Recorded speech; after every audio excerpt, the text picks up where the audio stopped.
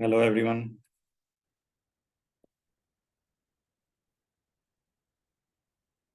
Voice आ रही है मेरी? जैसे कि अगर रेडी। वॉइस आ रही है तो आप प्लीज टाइप करो हेलो। यस।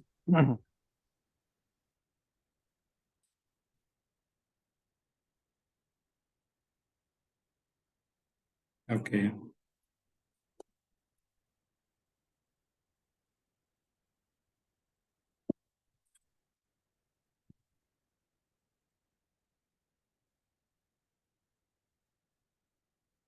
तो जल्दी से थोड़ा आप अपना इंट्रोडक्शन दे दो कि आप लोग अ, अभी कॉलेज में हैं या वर्किंग हैं, क्या है? आप मैसेज में टाइप कर सकते हैं।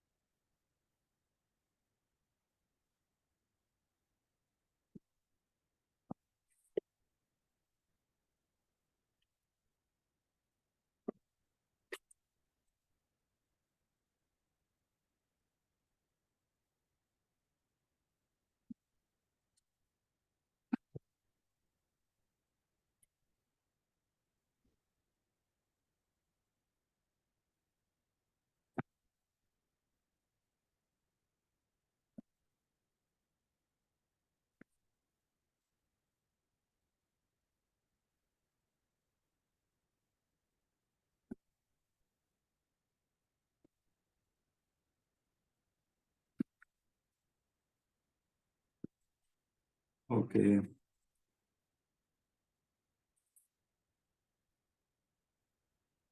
कोई कॉलेज से भी है अभी इसमें? आप में से कोई कॉलेज से है?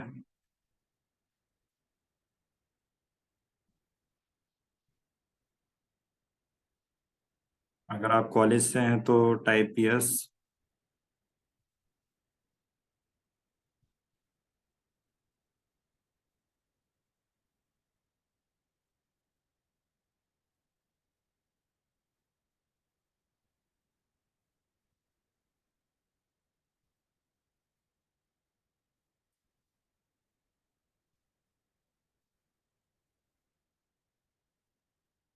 मतलब सभी वर्किंग प्रोफेशन में है, right?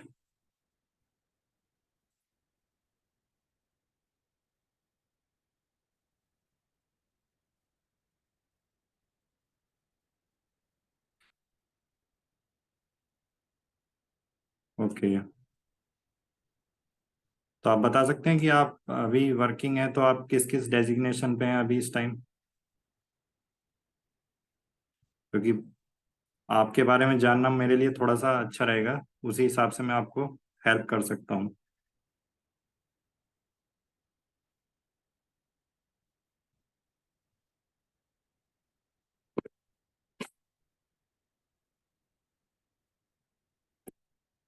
Okay.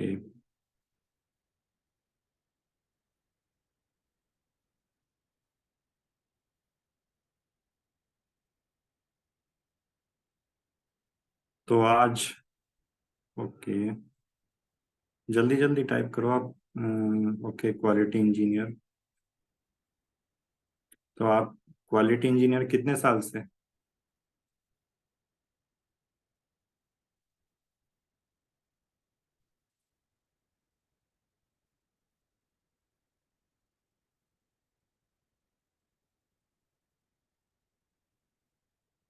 Recording in progress.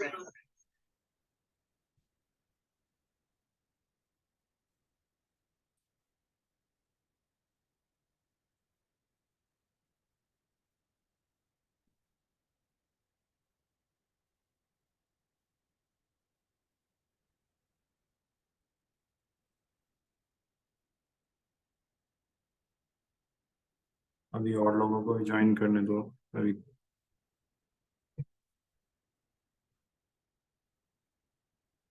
Ajit Kumar, आप कितना, आपको कितने साल का एक्सपीरियंस हो गया?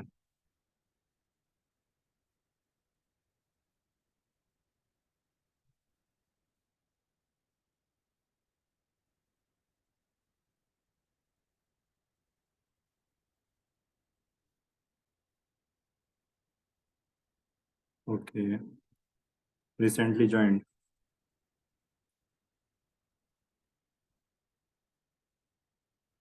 तो आप अभी, आपको कैसा लग रहा है क्वालिटी में? लिखिए। क्या आपको क्वालिटी अच्छा लग रहा है, या आपको साइट वर्क सही लग रहा है, आपने जो देखा अभी साइट पर?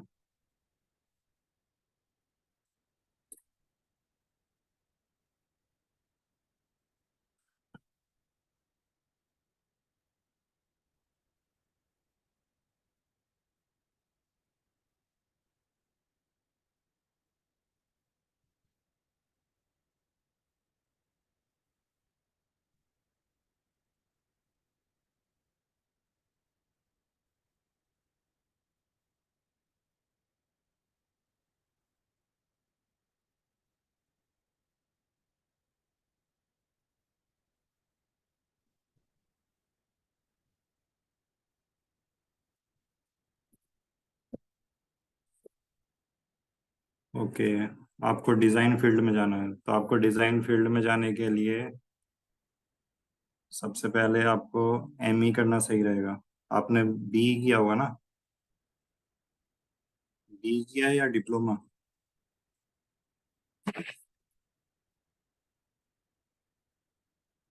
ओके। आपको एमई करना पड़ेगा डिज़ाइनिंग फील्ड में जाने के लिए, वो अच्छा रहेगा। ओके।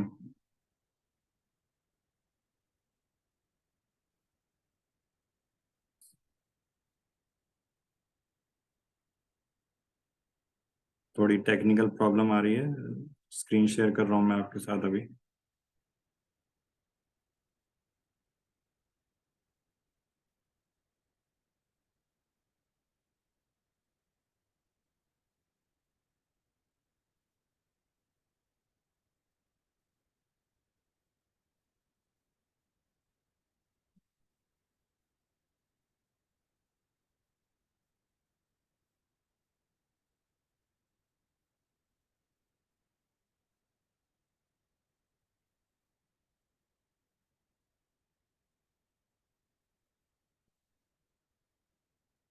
मेरी स्क्रीन दिख रही है आपको?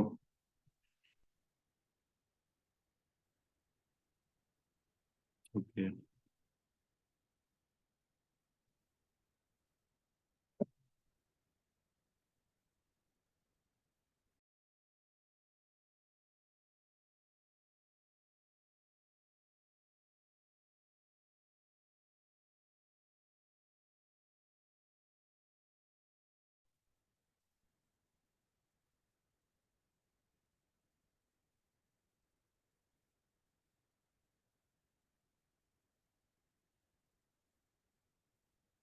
तो राहुल, आप अभी एमई कर रहे हैं, आपने क्या क्या लिया है एमई में स्पेशलाइजेशन?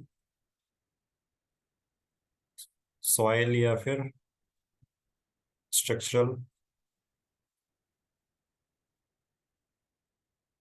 सॉइल। ओके।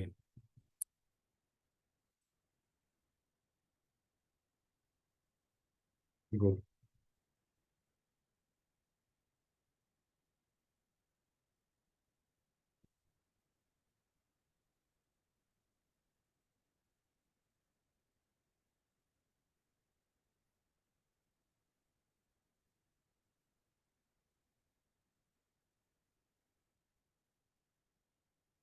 तो सबसे पहले मैं आपको बता देता हूँ कि अपने बारे में, मुझे 8+ ईयर का एक्सपीरियंस है कंस्ट्रक्शन फील्ड में।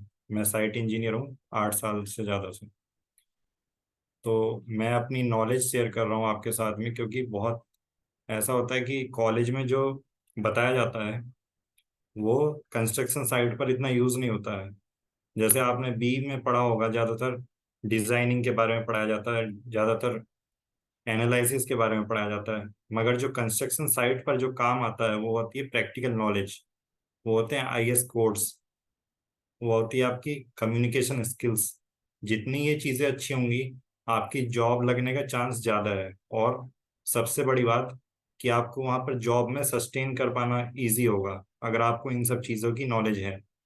मगर अनफॉर्चुनेटली जो कॉलेज में पढ़ाया जाता है वो होता है डिज़ाइन बेस्ड, वो सब कुछ आपको काम आता है, मगर वो एमई करना पड़ेगा आपको उसमें। डिज़ाइन फील्ड में जाने के लिए फिर एमई करो, फिर उसमें डिज़ाइनर का आपको जॉब मिल जाएगी। मगर अगर आप साइट इंजीनियर बन के जा रहे हैं साइट पर, तो आपको ये प्रैक्टिकल चीज़ें आनी चाहिए।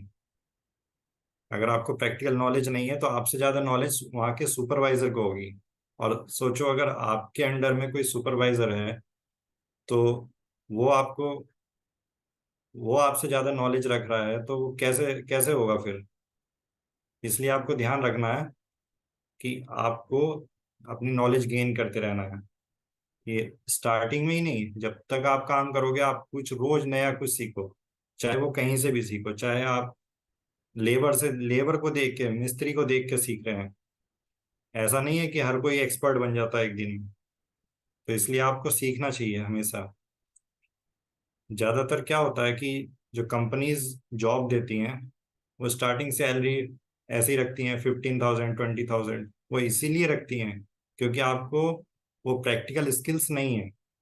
अगर आपको वो प्रैक्टिकल स्किल्स आ जाएंगी तो आपकी अच्छी सैलरी होगी। आप नेगोशिएट कर पाएंगे, आप बोल पाएंगे कि मेरे मेरे को तो इतना एक्सपीरियंस है, मेरे को इतनी नॉलेज है प्रैक्टिकल चीज़ों की, कैसे काम कराया जाता है, कैसे काम होता है, तो आप मुझे थोड़ी ज़्यादा सैलरी दो। मगर आपको जब वो स्किल्स नहीं होंगी तो आप नेगोशिएट नहीं कर पाओगे। आपको वो जो एम्प्लॉयर है वो बोलेगा कि तुम्हें अभी सीखने की जरूरत है, तुम्हें अभी सिर्फ बुक नॉलेज है, अभी रियल लाइफ का एक्सपीरियंस नहीं है कैसे कंस्ट्रक्शन साइट हैंडल करी जाती है। तो वो सब चीज़ों का वो फायदा उठाती हैं कंपनियां। ठीक है। तो आज मैं आपको बेसिक्स बता रहा हूँ कि क्या क्या आपको जो इम्पोर्टेंट थिंग्स होती हैं वो आपको होनी चाहिए, नॉलेज होनी चाहिए, जिससे आप इजीली जॉब ग्रैब कर पाए। और कैसे आप, अगर आपको जॉब भी सर्च करनी है साइट इंजीनियर की, तो आपको कहाँ कहाँ कैसे कैसे अप्लाई करना है वो भी मैं आपको बताऊंगा। तो स्टार्ट करते हैं। सबसे पहली चीज आपको आनी चाहिए यूनिट कन्वर्जन्स। ये हम जनरली अवॉइड कर देते हैं, हमें पता है कि एम मीटर, फिट वगैरह। ठीक है। फिट भी बहुत कम स्टूडेंट्स को पता होता है कि फिट में कैसे कन्वर्ट किया जाए एम या मीटर को। ठीक है। मगर वो चीज़ें आपको ध्यान देनी है। अगर आपके सामने कोई मिस्त्री है और उसको आप बता रहे हो में, वो बोलेगा कि सर हमने तो कभी मिलीमीटर में काम किया ही नहीं है, हमने तो फीट में काम किया है। हम तो गांव के यहाँ जगह काम करके आए हैं, तो हम फीट में काम करते थे वहाँ, हमने मिलीमीटर में काम नहीं किया। आप कैसे समझाओगे उसको कि क्या मिलीमीटर कितना होता है। तो आपको कन्वर्जन्स जरूर आने चाहिए। हाँ, ये चीज़ और दूसरी है कि आप कैलकुलेटर में कैलकुलेट कर सकते हैं, मगर उसके लिए भी तो आपको पता होना चाहिए कि कैसे कैलकुलेट किया जाए। तो आप जरा इसका एक स्क्रीनशॉट ले लो, ये आपके हमेशा काम आएगा। ये बेसिक्स हैं कन्वर्जन्स के, हर जगह काम आएंगे, चाहे आप सर्वे करने जाओ तब, चाहे आप साइट पर कुछ भी काम करा रहे हैं तब। क्योंकि आपको वहाँ जो काम कराना है वो इतने पढ़े लिखे लोग नहीं हैं। वो उन्होंने सिर्फ एक एक में एक ढूंढ लिया है कि फिट मीटर ये सब उनको थोड़ा बहुत पता है, मगर आपको उनको समझाना है कि ऐसे कन्वर्ट करना है। ठीक है। तो आप इसके स्क्रीनशॉट ले लो एक।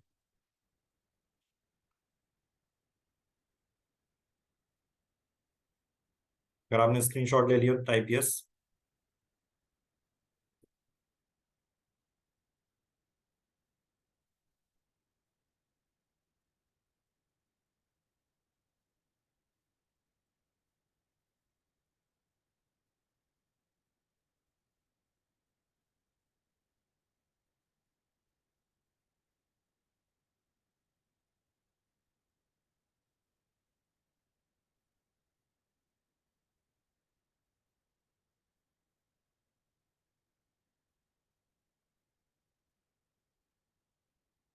और जो ये चीजें मैं बता रहा हूँ आप इसको हल्के में मत लेना, ये बहुत ज्यादा इंपॉर्टेंट चीजें हैं। ये आपको कॉलेज में नहीं सिखाई जाएंगी कभी भी। और अगर आप जॉब भी करते हैं तो भी आपको बहुत ज्यादा काम आएंगी वहाँ। क्योंकि जॉब में भी कोई आपको चाहता नहीं है कि आपको ज्यादा नॉलेज हो जाए या जल्दी से चीजों को पकड़ना सीख जाएं। वहां पर आप, वो लोग चाहते हैं कि आप हमेशा जहां पर हो वहीं रहो। वहां पर कट द थ्रोट वाला सिस्टम है। कंस्ट्रक्शन साइट का सिस्टम सेम वही है जैसे राजा का, और दूसरे दूसरे राजा का वो वाला सिस्टम है। दूसरा राजा नहीं चाहेगा कि आप उसकी जगह पर आ जाओ। ठीक है, इसलिए आप इस चीजों को, इन चीजों को ध्यान रखो। ये मैं बेसिक्स बता रहा हूँ। अगर आपको ज्यादा नॉलेज चाहिए तो मैं 1-to-1 कंसल्टेशन वो भी देता हूँ। और मेरा एक कोर्स है, उसमें भी आप एनरोल कर सकते हैं। वो मैं आपको बाद में बताऊंगा, अगर आपको जरूरत है तो आप कर सकते हैं उसमें।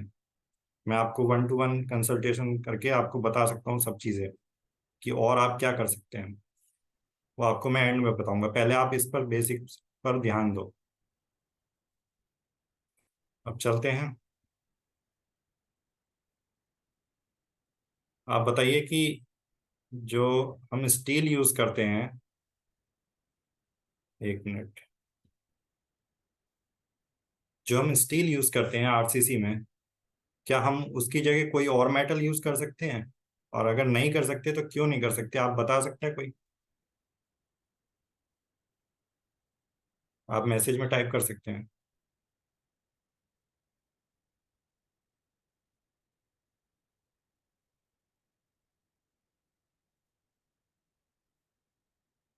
ये चीज आपसे इंटरव्यू में पूछी जा सकती है, क्योंकि ये इनमें से एक चीज मेरे से भी पूछी गई है, मैं बताऊंगा कि क्या पूछा गया था मेरे से, जो मेरा फर्स्ट इंटरव्यू हुआ था।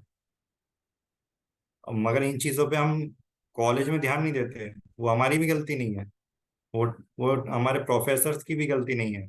सिलेबस ही ऐसा बनाया गया है कि जो बेसिक्स थिंग्स हैं उनको छोड़ दिया जाता है, और जो टफ टफ चीजें हैं वो हमारे को सिखाई जाती हैं। मगर ये बेसिक्स पूछते हैं इंटरव्यू में, वो वही बेसिक्स में अगर आप बेकार हो गए तो आप नाप लिए जाओगे कि आपको कुछ नहीं आता। बस वो आपकी सैलरी लगा देंगे 10,000 15,000।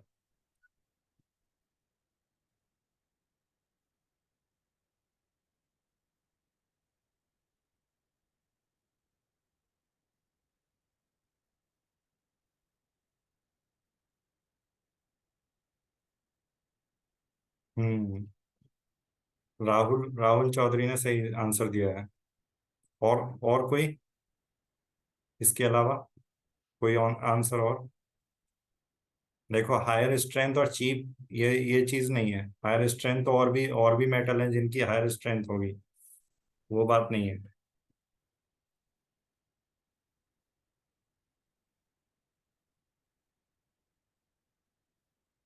अगर और किसी को भी आंसर पता है इसका तो बताओ प्लीज।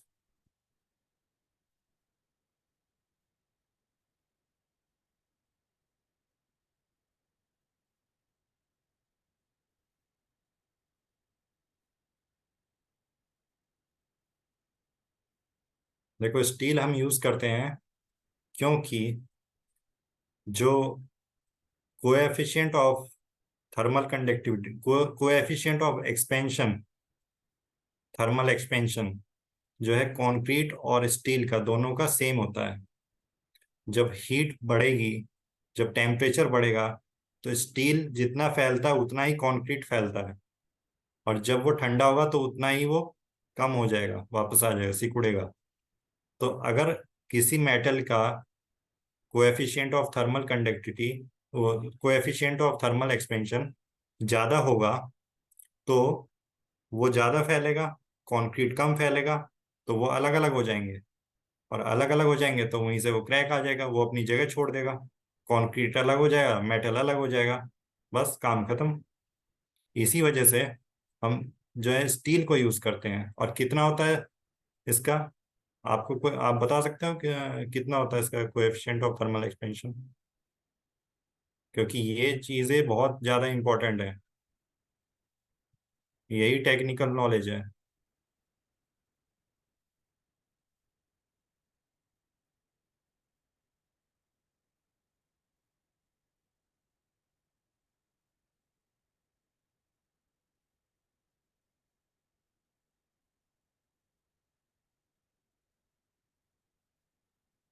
कोई बता सकता है कोएफिशिएंट ऑफ थर्मल एक्सपेंशन कितना होता है स्टील का, प्लीज?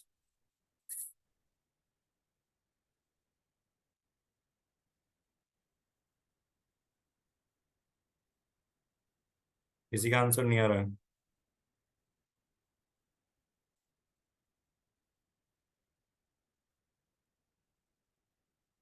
ये होता है 1.1 × 10⁻⁵ पर डिग्री सेल्सियस।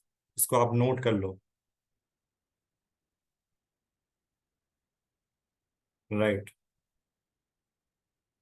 गुड राहुल।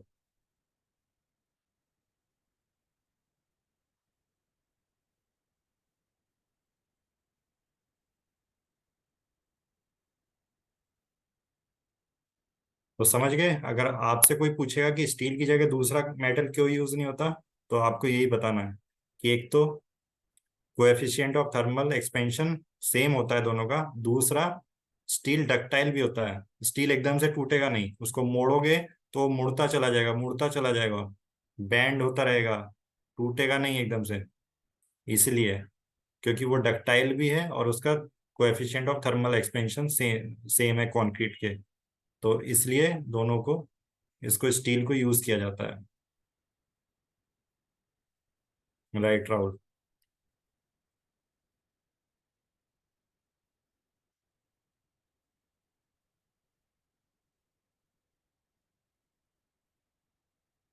अब आता है ग्रेड्स ऑफ कंक्रीट। ये ग्रेड्स ऑफ कंक्रीट में कंफ्यूज हो जाते हैं बहुत सारे कैंडिडेट्स इंटरव्यू में। इंटरव्यू क्या, साइट पर भी बहुत कंफ्यूज हो जाते हैं। अगर आप किसी से पूछो कि M15 का क्या रेशियो होता है, तो वो कंफ्यूज हो जाएगा, M20 का बता देगा। तो आप इसकी भी एक स्क्रीनशॉट ले लो और इसको हमेशा ध्यान रखो, चाहे इसको कैसे भी, इसको आपको हमेशा ध्यान रखना है। अगर आप इसको भूल गए तो भी थोड़ा गड़बड़ है इंटरव्यू में, क्योंकि ये बहुत ज़्यादा बेसिक है। और इसमें एक चीज़ ध्यान रखना, जो M7.5 से लेके M10, 15, ये सब लीन कंक्रीट आते हैं होते हैं। क्योंकि इसको सिर्फ, इसमें ज़्यादा स्ट्रेंथ नहीं होती। 7.5, 10, 15 ये ज़्यादा स्ट्रेंथ नहीं है, ये लीन कंक्रीट है। इसकी स्ट्रेंथ कम है, इसीलिए ये PCC में यूज होते हैं। PCC मतलब प्लेन सीमेंट कंक्रीट, जो किसी भी फाउंडेशन के नीचे की जाती है पहले, सरफेस को स्मूथ करने के लिए, जिससे वाटर ऊपर ना जाए। और कहीं पर अनलेवल सरफेस है तो वहां पर लेवल करने के लिए वो PCC जो यूज की जाती है, उसमें ये यूज होता है। ठीक है। तो ये 7.5, 10, 15 ये सब जो है लीन कंक्रीट में आते हैं। और जो 20 और 25 है, ये रिच कंक्रीट है। तो इसमें रिच कंक्रीट में जो स्लैब कॉलम ये सब हम डाल सकते हैं। इसमें हाई स्ट्रेंथ होती है 20, 25, 30। और उसके बाद जो है 30 के बाद जो है डिजाइन मिक्स होता है। ये सब नॉमिनल मिक्स है। नॉमिनल नॉमिनल मिक्स से का मतलब है कि आप कहीं पर भी, चाहे वो आप दिल्ली में हो, चाहे यूपी में हो, चाहे MP में हो, कहीं पर भी हो, अगर आपको बोला जाए कि M10 का रेशियो बनाना है या M20 का रेशियो बनाना है, तो आप जो है उसकी क्वांटिटी के हिसाब से, जो क्वांटिटी है वॉल्यूम के हिसाब से आप वो मिक्स बनाओगे। 1 पार्ट सीमेंट M20 में, 1 पार्ट सीमेंट, 1.5 सैंड और 3 एग्रीगेट, ये सब मिक्स करोगे। मगर जो डिजाइन मिक्स होता है वो वेट बेस्ड होता है, क्योंकि सैंड में जो है वाटर भी आ सकता है, गीला सैंड आ सकता है, तो उसका वेट बढ़ जाएगा। ठीक है। और अलग अलग जगह का जो सैंड है वो अलग अलग होता है, उसकी क्वालिटी अलग होती है।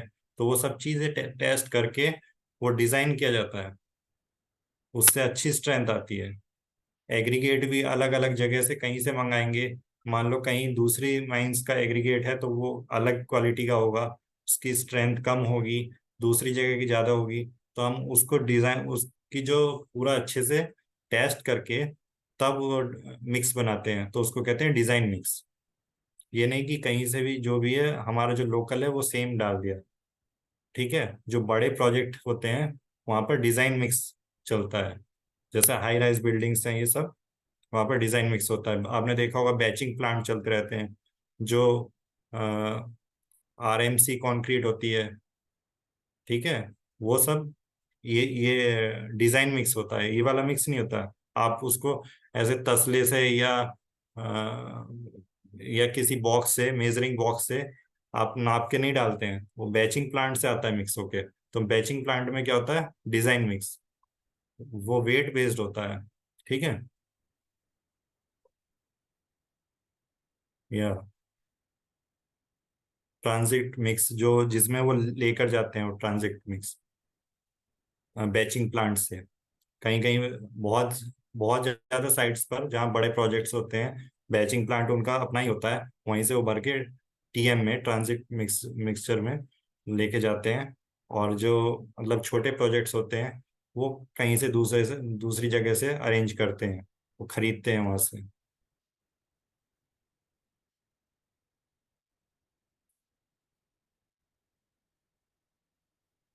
तो ये चीजें आपको ध्यान रखनी है कि डिजाइन मिक्स क्या होता है और नॉमिनल मिक्स क्या होता है।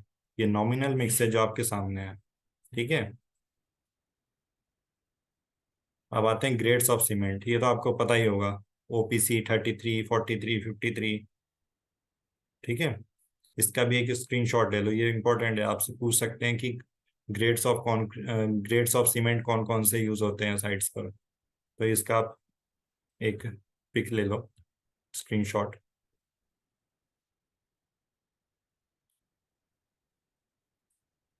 राहुल, पीसीसी का पर्पस वाटर रेजिस्ट करना ही नहीं है, उसका उसको जो है स्ट्रेंथ मिलती है। जो जैसे सॉइल के ऊपर पीसीसी करेंगे तो कंप्रेशन जो होगा, ऊपर जो स्ट्रक्चर होगा, वो यूनिफॉर्म हो जाएगा। पहले से सॉइल तो यूनिफॉर्म है, मगर जो उसका जो कंप्रेशन होगा वो यूनिफॉर्मली डिस्ट्रीब्यूट हो जाएगा। ठीक है। डायरेक्ट टच में दूसरा तो हो गया कि वाटर रेजिस्ट की डायरेक्ट सॉइल का जो वाटर है वो ऊपर नहीं जाएगा। ठीक है। दूसरा पर्पस ये है कि वो यूनिफॉर्म लोड डिस्ट्रीब्यूट करता है इसी वजह से। और स्ट्रेंथ कंक्रीट की जो पीसीसी है वो सॉइल से तो ज़्यादा ही होगी, तो इसलिए वो एक अच्छा सेफ पर्पस के लिए वो यूज़ किया जाता है पीसीसी। क्योंकि वो डबल सेफ्टी हो जाएगी इसमें, कि एक कंप्रेस्ड सॉइल है उसके ऊपर पीसीसी कर दी तो वो डबल कंप्रेस्ड हो गया, मतलब आप सेफ मोड में है।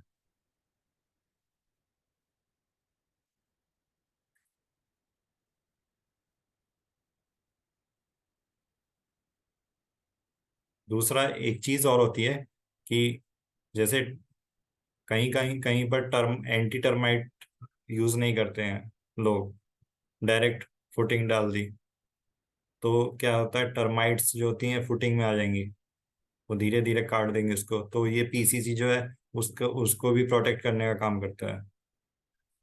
क्योंकि बहुत लोग हैं जो अपना घर बनवाते हैं, कुछ करते हैं, तो उसमें एटीटी नहीं करवाते हैं।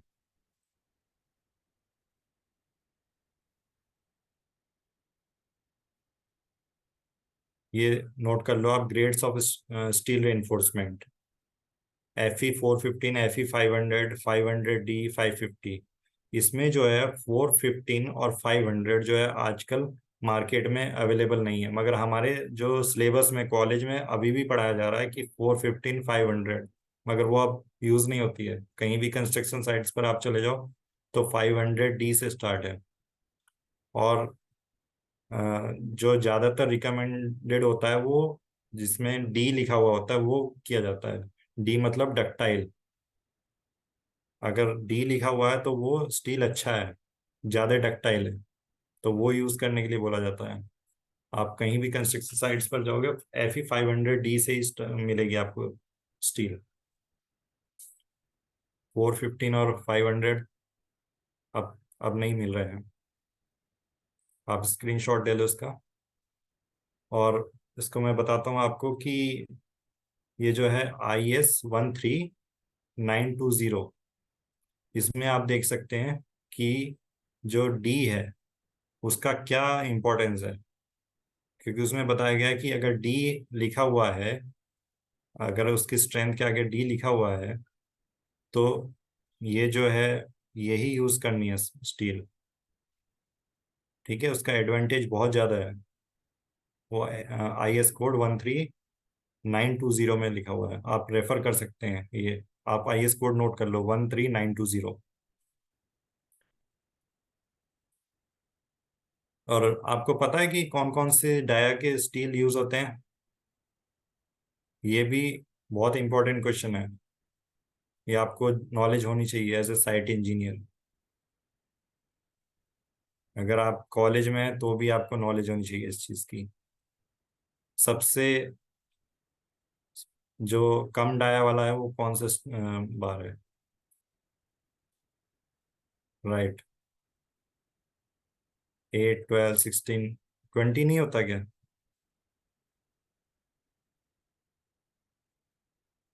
20, 25, 32 से, राइट। और एक जो एक पूरा जो बार होता है वो कितने मीटर का होता है, पता है आपको? आपने देखा होगा कि ऐसे गोल यू टाइप बना के रखा जाता है, वो कितना होता है? 12 मीटर, राइट। बाकी लोग आंसर नहीं दे रहे हैं, क्या हुआ? प्लीज आप भी शेयर करो ना, कि अगर आप गलत भी आंसर दे रहे हैं तो क्या हुआ? सीखने के लिए ही तो आए हैं।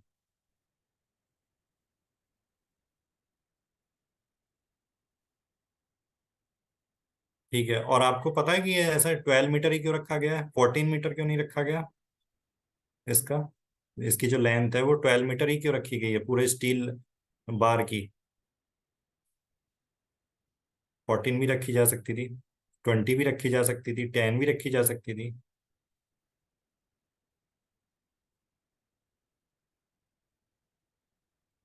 जब जब ये स्टील बार्स बननी शुरू हुई थी ना, तो जो जिसमें वो ट्रांसपोर्ट करके ले जाया जाता था, जो लॉरी होती थी, तो उसमें जो उसकी जो लेंथ थी वो 12 मीटर ही थी। इसलिए इसको मोड़ के, जिससे वो बाहर ना निकले। आज तो आपने देखा होगा कि लोग ऐसे ले जाते हैं कहीं भी टांग के, वो सरिया बाहर निकली रहती है, पीछे से कार आ रही है, एक्सीडेंट हो गया, वो उसके अंदर घुस गई।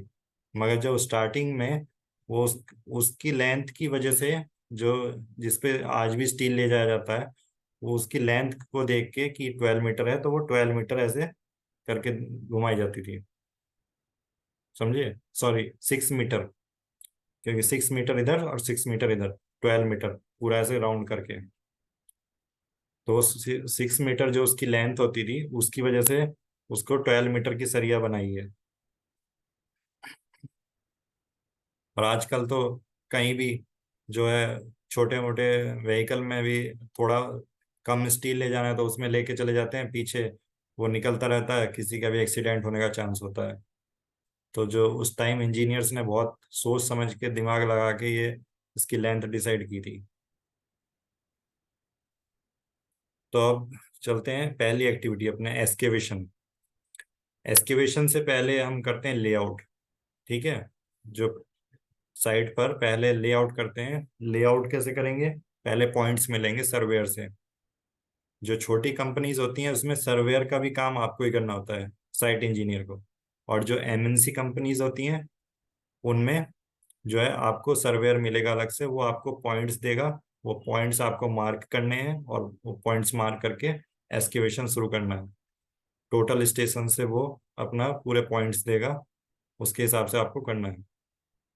जैसे मैंने भी अभी एमएनसी कंपनीज में काम कराया, तो हमारे को सर्वेयर ही मिलता था हमेशा, क्योंकि उसकी जिम्मेदारी होती थी कि पॉइंट्स इधर उधर कुछ भी नहीं होना चाहिए, क्योंकि सारा खेल कंस्ट्रक्शन में पॉइंट्स का है, लेवल का है। अगर लेवल थोड़ा भी गड़बड़ हुआ तो बिल्डिंग इधर से उधर हो जाएगी, पूरी घूम जाएगी। इसलिए वो एक पूरी रेस्पॉन्सिबिलिटी सर्वेयर को दी जाती है, वो कहीं भी किसी भी बिल्डिंग्स में जाके वही पॉइंट्स देगा। आप नहीं दे सकते हैं, आप उसका टोटल स्टेशन भी नहीं ले सकते, आप उसका ऑटो लेवल भी नहीं ले सकते। अगर कोई छोटा मोटा काम है तो आप ऑटो लेवल लेके करा सकते हो अपना। जैसे किसी अपना फ्लोर का लेवल चेक करना है, आपने फ्लोर कास्ट स्लैब कास्ट कर दिया, तो स्लैब का लेवल चेक करना है कि सही है या गलत है दोबारा। और वो सर्वेयर कहीं और दूसरी जगह बिजी है तो आप ले सकते हैं ऑटो लेवल और चेक कर सकते हैं। मगर जो पूरा रेस्पॉन्सिबिलिटी का काम है वो सर्वेयर का होता है। ठीक है।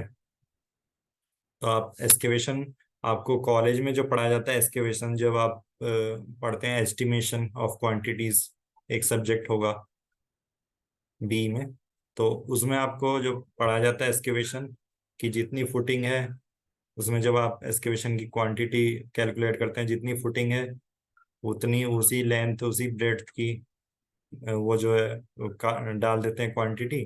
और हो गया लेंथ ब्रेड्थ हाइट। मगर जो एक्चुअल में होता है साइट पर एक्सकेवेशन, उसमें हम इंक्लूड करते हैं वर्किंग स्पेस। 3 मीटर तक, जो 3 मीटर डेप्थ तक एक्सकेवेशन होता है, उसमें 600 मीटर, 600 मिलीमीटर, जो एक साइड में, मतलब चारों साइड में 600 mm, 600 mm, 600 में, चारों साइड में मतलब उसको दिया जाता है। क्योंकि वहां पर आदमी को स्पेस चाहिए, वहां बैठ के काम करना है, उसको शटरिंग लगानी है। तो अगर वो स्पेस नहीं होगा तो शटरिंग कैसे लगेगी?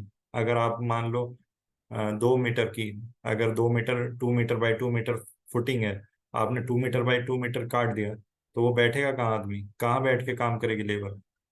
समझे? तो इसलिए 600 mm जो है उनकी सेफ्टी के लिए, उनके वर्क स्पेस दिया जाता है 600 मिलीमीटर। तो वो इंक्लूड करना होता है बिलिंग, बिलिंग के टाइम पे। ठीक है।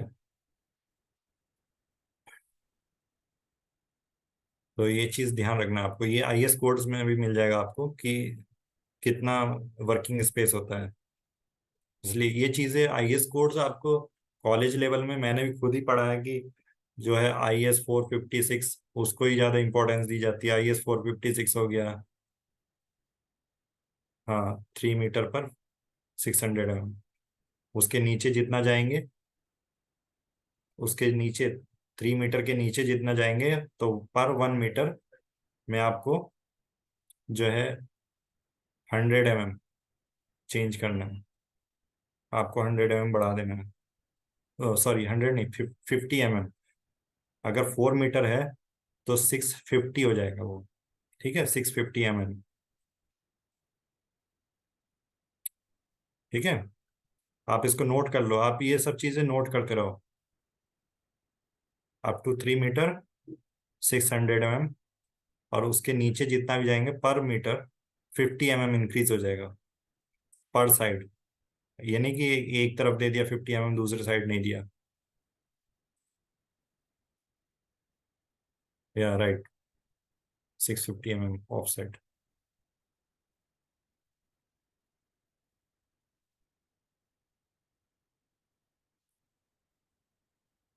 तो एक्सकेवेशन हम करके जो है फिर क्या करते हैं उसके बाद? सॉइल कॉम्पैक्ट करते हैं। सॉइल कॉम्पैक्ट कर दी, उसके बाद हम सर्वेयर से पॉइंट लेते हैं कि उसका फुटिंग का पॉइंट कहाँ पर आना है। वो फुटिंग का पॉइंट लिया, लेआउट किया फुटिंग के लिए, और उससे पहले एटीटी किया जाता है, एंटी टर्माइट ट्रीटमेंट। मैं आपको दिखा देता हूँ कौन सा आईएस कोड है, ये नोट कर लो। एंटी टर्माइट ट्रीटमेंट, जो दीमक होती है ना, वो मिट्टी के अंदर दीमक कहीं भी आ सकती है, तो उससे बचाने के लिए हम एटीटी यूज करते हैं। और ये आईएस कोड 6313 में है, आप इसको रेफर कर सकते हो। उसमें जो केमिकल होता है क्लोरोपाइरिफॉस, जो है 1 1 लीटर ये यूज होता है। 19 लीटर वाटर डाला जाता है, उसमें 1 लीटर डाला जाता है। ये पूरा एक ड्रम में भर के 19 लीटर उसमें वाटर, उसमें 1 लीटर ये केमिकल डाला। उसके बाद हम जो है, जहाँ पर ये एटीटी करना होता है, वहां पर 300 mm डेप्थ के जो होल्स बनाते हैं। 300 mm डेप्थ, ध्यान रखना। ठीक है, 300 mm के डेप्थ के होल्स, और डिस्टेंस कितनी होगी उनकी होल्स की, वो भी 300 mm। तो 300 mm के डिस्टेंस पे 300 mm के डेप्थ के होल्स, उन होल्स में ये केमिकल भरा जाता है। ठीक है। ये केमिकल भर के उसको तुरंत कवर कर दिया जाता है मोटार से, सीमेंट मोटार। ठीक है। वो सीमेंट मोटार से भर दो, नहीं तो वो वेपराइज हो जाएगा। और वहां पर, जहाँ पर ये होता है, वहां पर बहुत सेफ्टी से काम करना पड़ता है, क्योंकि ये पॉइजनस है। इसमें चक्कर भी आ जाते हैं। अगर वो आपने ज्यादा इनहेल कर लिया तो उसमें आपके सिर में दर्द होने लगेगा, चक्कर आने लगेंगे।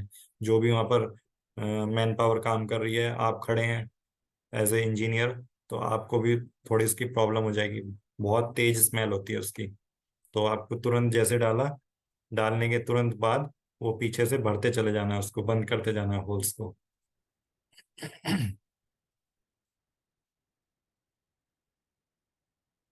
300, जो एरिया होगी जहां पर आपको करना है वो, पूरे एरिया में। जैसे कोई एरिया है, पूरा लंबी एरिया है या स्क्वायर शेप में है, तो वो हर जगह पे 300 एक एज से लेके पूरा।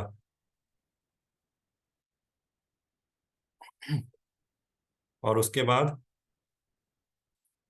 हम करते हैं PCC, plane cement concrete. PCC करते हैं।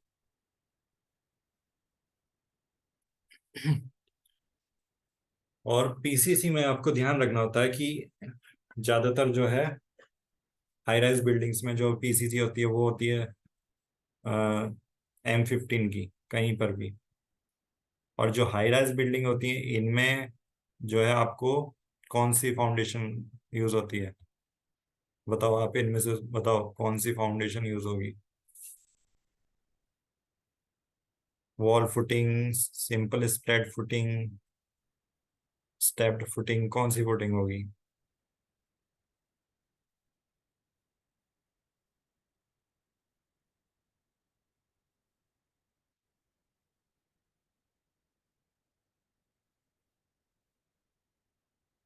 हाँ, सेफ बियरिंग कैपेसिटी पर तो डिपेंड करेगा ही, मगर जनरली ऑल ओवर इंडिया में जो है हाई राइज बिल्डिंग्स में राफ्ट फुटिंग होती है, राफ्ट। ओके, ये देखो, मैट और राफ्ट फुटिंग। क्योंकि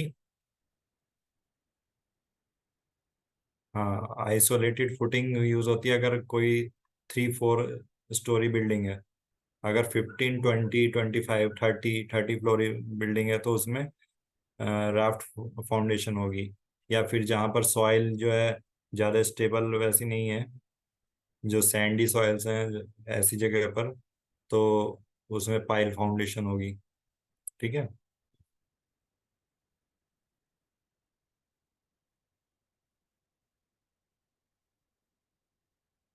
अब पीसीसी, जब पीसीसी का भी लेवल आपको चेक करना है, जब पीसीसी हो जाए ना, तो आपको सर्वेयर को बुला के एक बार उसका लेवल चेक करना है। क्योंकि पीसीसी अगर, मान लो, जैसे ये जैसे ये फोन है, अगर अगर पीसीसी आपने कर दी और पीसीसी थोड़ी सी साइड से थिकनेस ज्यादा हो गई और इधर से कम हो गई, ठीक है, तो ये फुटिंग ही ऐसे, जब इसके ऊपर आप फुटिंग रखोगे तो ये फुटिंग भी ऐसे ही टेढ़ी हो जाएगी। फिर कॉलम भले ही आप सीधा रखेंगे मगर ये फुटिंग आपकी टेढ़ी हो जाएगी। उसकी वजह से जो लोड ज्यादा है, लोड जो है वो सही से डिस्ट्रीब्यूट नहीं होगा। तो हमेशा ध्यान रखना कि पीसीसी एकदम सेम लेवल पर हो, सही लेवल पर। आपको बुलाना है सर्वेयर को और चेक करनी है। और अगर आप सर्वेयर को नहीं बुलाते तो भी बहुत सारी ट्रिक्स हैं जो आप साइट पर सीख सकते हैं। वाटर लेवल से लेवल चेक कर सकते हैं कि सही लेवल है या नहीं। ठीक है, वहां पर वाटर लेवल लगा के, वाटर लेवल से आप चेक कर सकते हैं कि इसका लेवल दोनों चारों तरफ से सही है या नहीं है। पीसीसी हो जाने के बाद एक चीज और है जो आपको पहले से ही प्रिपेयर करके रखनी है, वो है बीबीएस, बार बेंडिंग शेड्यूल। किसी भी बिल्डिंग का पूरा बार बेंडिंग शेड्यूल आपको पहले तैयार करके रखना है। जैसे फुटिंग होगी तो फुटिंग का अपना बीबीएस बना लिया, फुटिंग, कॉलम, प्लिंथ बीम। ठीक है। और ये सब चीजें करने के बाद आपको वो पूरा एक रिकॉर्ड रखना है। वो आपको बिलिंग में भी यूज आएगा, उसी से आपको पेमेंट, आपकी कंपनी को पेमेंट होगा। तो वो आपको हमेशा एक एक बहुत ही इंपॉर्टेंट डॉक्यूमेंट है।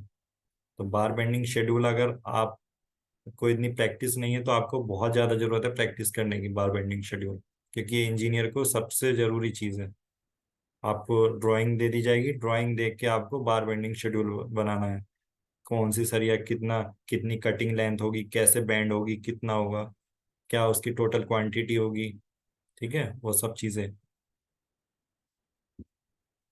ये बार बेंडिंग शेड्यूल बहुत इंपॉर्टेंट चीज़ है, ये आपको टाइम रहते सीख लेना है साइट पर जाने से पहले। क्योंकि जो है हमारा जो एस्टिमेशन सब्जेक्ट है बी में, उसमें तो सभी चीज़ों पर ऐसे फोकस कर दिया जाता है कि उसमें ये नहीं बताते कि किस चीज़ का एस्टिमेशन ज़्यादा इंपॉर्टेंट है। ज़्यादा इंपॉर्टेंट है बीबीएस। अगर बीबीएस आप नहीं बना पाए तो फिर बिल्डिंग कौन बनाएगा? स्ट्रक्चर गड़बड़ हो जाएगा। आपने गलत बीबीएस, गलत कटिंग लेंथ दे दी आपने बार बेंडर को, आपसे वो बनवा पूछेगा कि सर कितना कितना काटना है, कितना सरिया मोड़ना है, कहाँ से करना है। आपने दे दी गलत बना के, उसने कम से कम 1 टन सरिया मोड़ के बना के आपके सामने ला के डाल दी। अब आप देख रहे हो कि ये तो गलत लेंथ हो गई, अब वो इतनी 1 टन सरिया वेस्ट हो गई। अब आप उसको किसी भी तरह एडजस्ट करें मगर फिर एडजस्ट नहीं होता है। तो वो ध्यान रखना है, इसमें मिस्टेक का कोई चांस नहीं होना चाहिए बिल्कुल भी।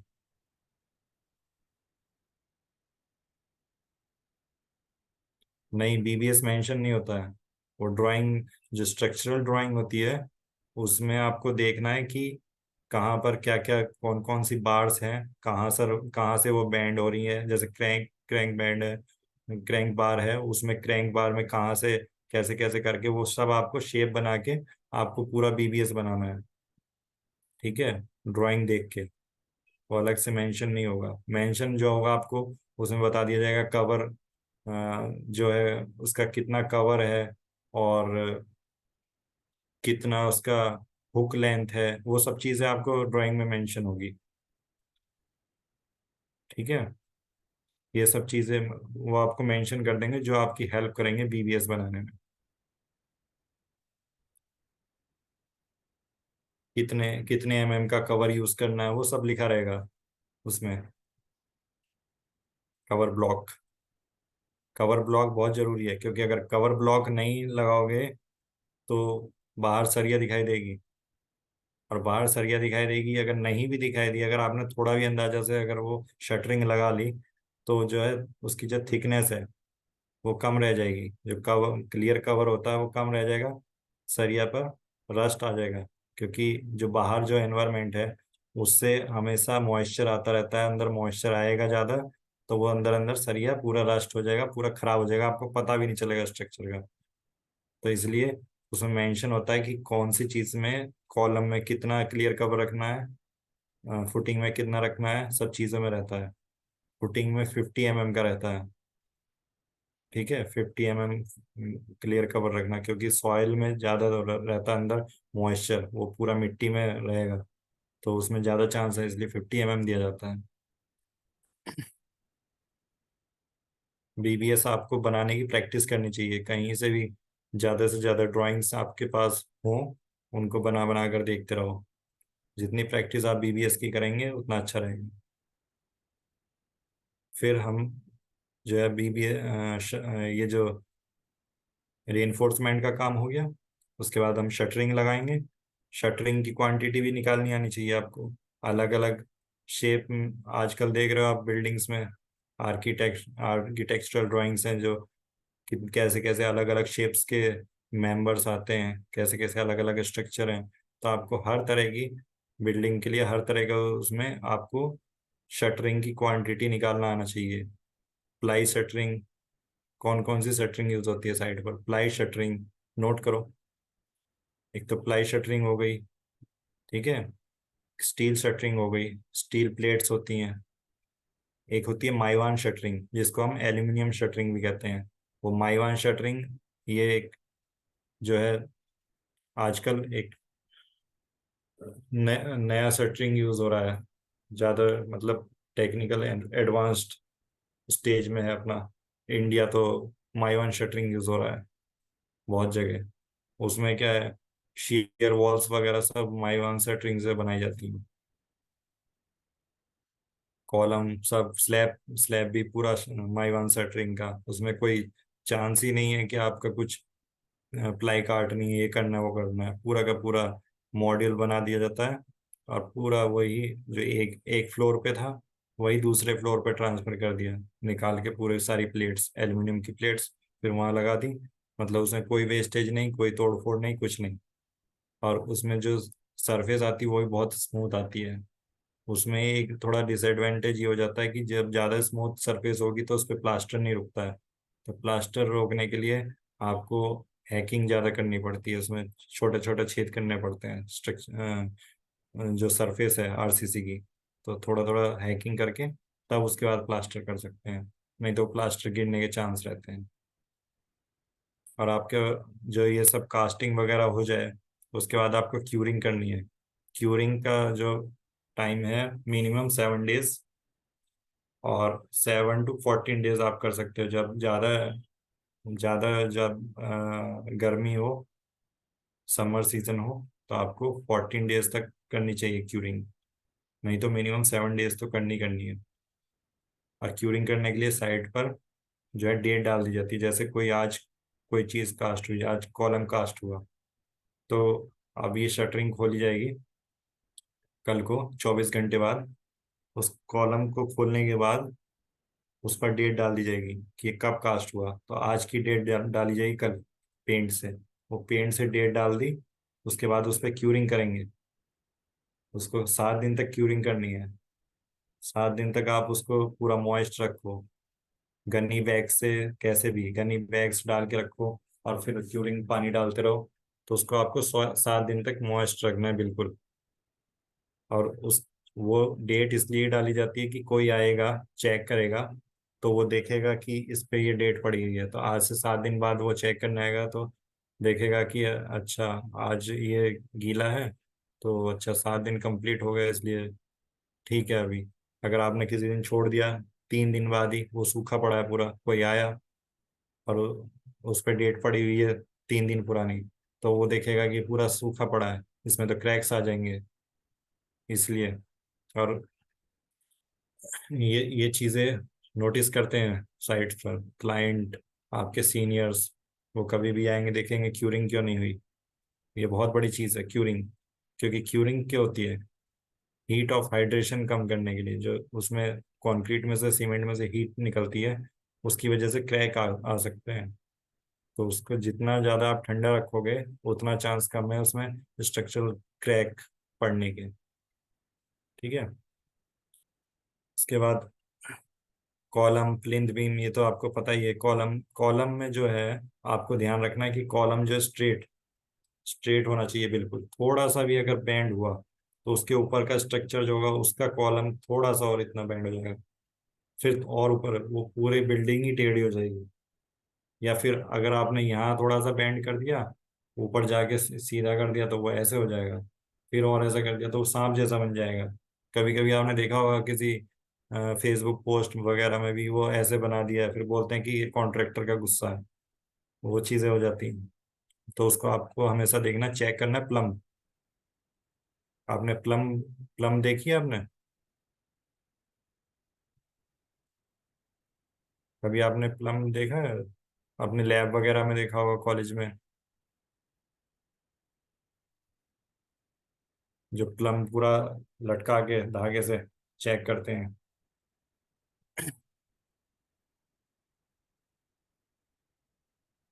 एक एक थ्रेड से अ, एक थ्रेड टाइप होता है, तो जिसमें नीचे प्लम बॉब लगी रहती है। ठीक है। एक कोनिकल शेप का, उसको साइड में लगा के देखते हैं कि कैसे, कि वो ऊपर से नीचे तक पूरा बराबर है या नहीं है। अगर वो थोड़ा सा भी जो है थ्रेड, वो जो प्लम बॉब है वो इधर घूम गया होगा, मान लो यहाँ पर लगा के देखा, ठीक है, यहाँ लगा के देखा, अगर वो थोड़ा सा भी इधर लटक रहा है, क्योंकि अगर मैं इसको ऐसे करूंगा तो वो सीधा ऐसे जाएगा, तो इसके बीच का गैप, यहाँ से यहाँ से और उसके बीच का गैप जो है थ्रेड का, वो ज्यादा होगा, यहाँ कम होगा। तो हमें पता चल जाएगा कि ये थोड़ा इधर झुक गया है। जब सीधा रहेगा तो यहाँ भी सेम होगा, सेम डिस्टेंस होगी, यहाँ भी सेम डिस्टेंस होगी, तो हमें पता होगा कि सेम है। तो हमारा कॉलम जो है सीधा है। हाँ, साउल, इसको साउल बोलते हैं देसी लैंग्वेज में, साउल। तो आपको ये चीजें ध्यान रखनी है। और वो प्लम जो है कास्टिंग से पहले, जब आप शटरिंग करेंगे तब भी चेक करना है, और जब शटरिंग खोलेंगे उसके बाद जो कॉलम कास्ट हो गया उसमें भी चेक करना है। अगर थोड़ा सा भी उसमें कॉलम में गड़बड़ आई, तो आपको वो रिपेयर करना पड़ेगा, आपको सही करना पड़ेगा उसका प्लम। नहीं तो वो टेढ़ा हो जाएगा, टेढ़ा हो जाएगा, आगे चल के प्रॉब्लम करेगा। तो इसलिए प्री कास्ट और पोस्ट कास्ट दोनों चेकिंग होती है साइट पर। क्योंकि कास्टिंग के टाइम में थोड़ा बहुत इधर उधर हिल गया, तो वो प्लम अपना गड़बड़ हो जाएगा, कॉलम टेढ़ा हो जाएगा। उसके बाद स्लैब कास्टिंग कर दी।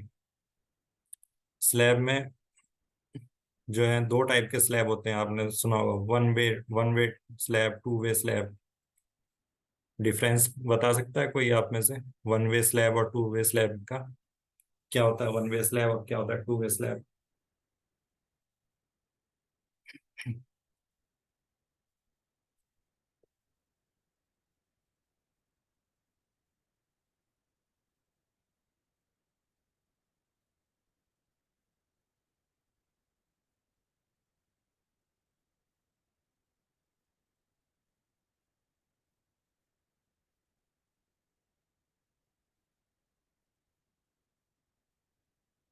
राइट।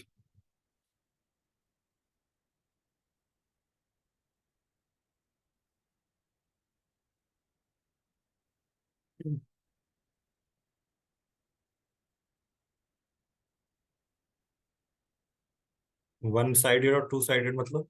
एक्सप्लेन करो साहिल। साहिल एक्सप्लेन करो, वन साइड, वन वे और वन साइडेड, और टू वे और टू साइडेड मतलब टू साइडेड क्या? एक्सप्लेन करना होगा। आप अगर आप इंटरव्यू में ऐसे बोलोगे तो फिर वो उसको पता तो है, मगर वो आपसे सुनना चाहेगा, उसको लगेगा कि आप तो ऐसे ही रटे हुए बैठे हो कहीं से।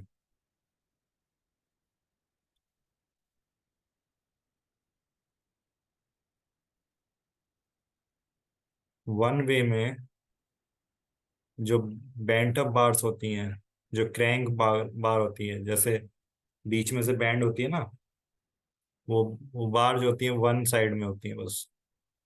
और वो भी किस साइड में? जो शॉर्टर साइड्स होती हैं। जो जैसे अगर ये लंबा स्लैब है, ठीक है, अगर ये स्लैब है, मैं मोबाइल को अगर स्लैब मानूं, तो ये बताओ वन वे स्लैब होगा या टू वे स्लैब होगा?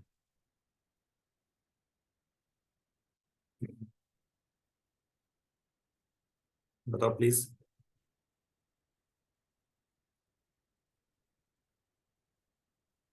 कैसे?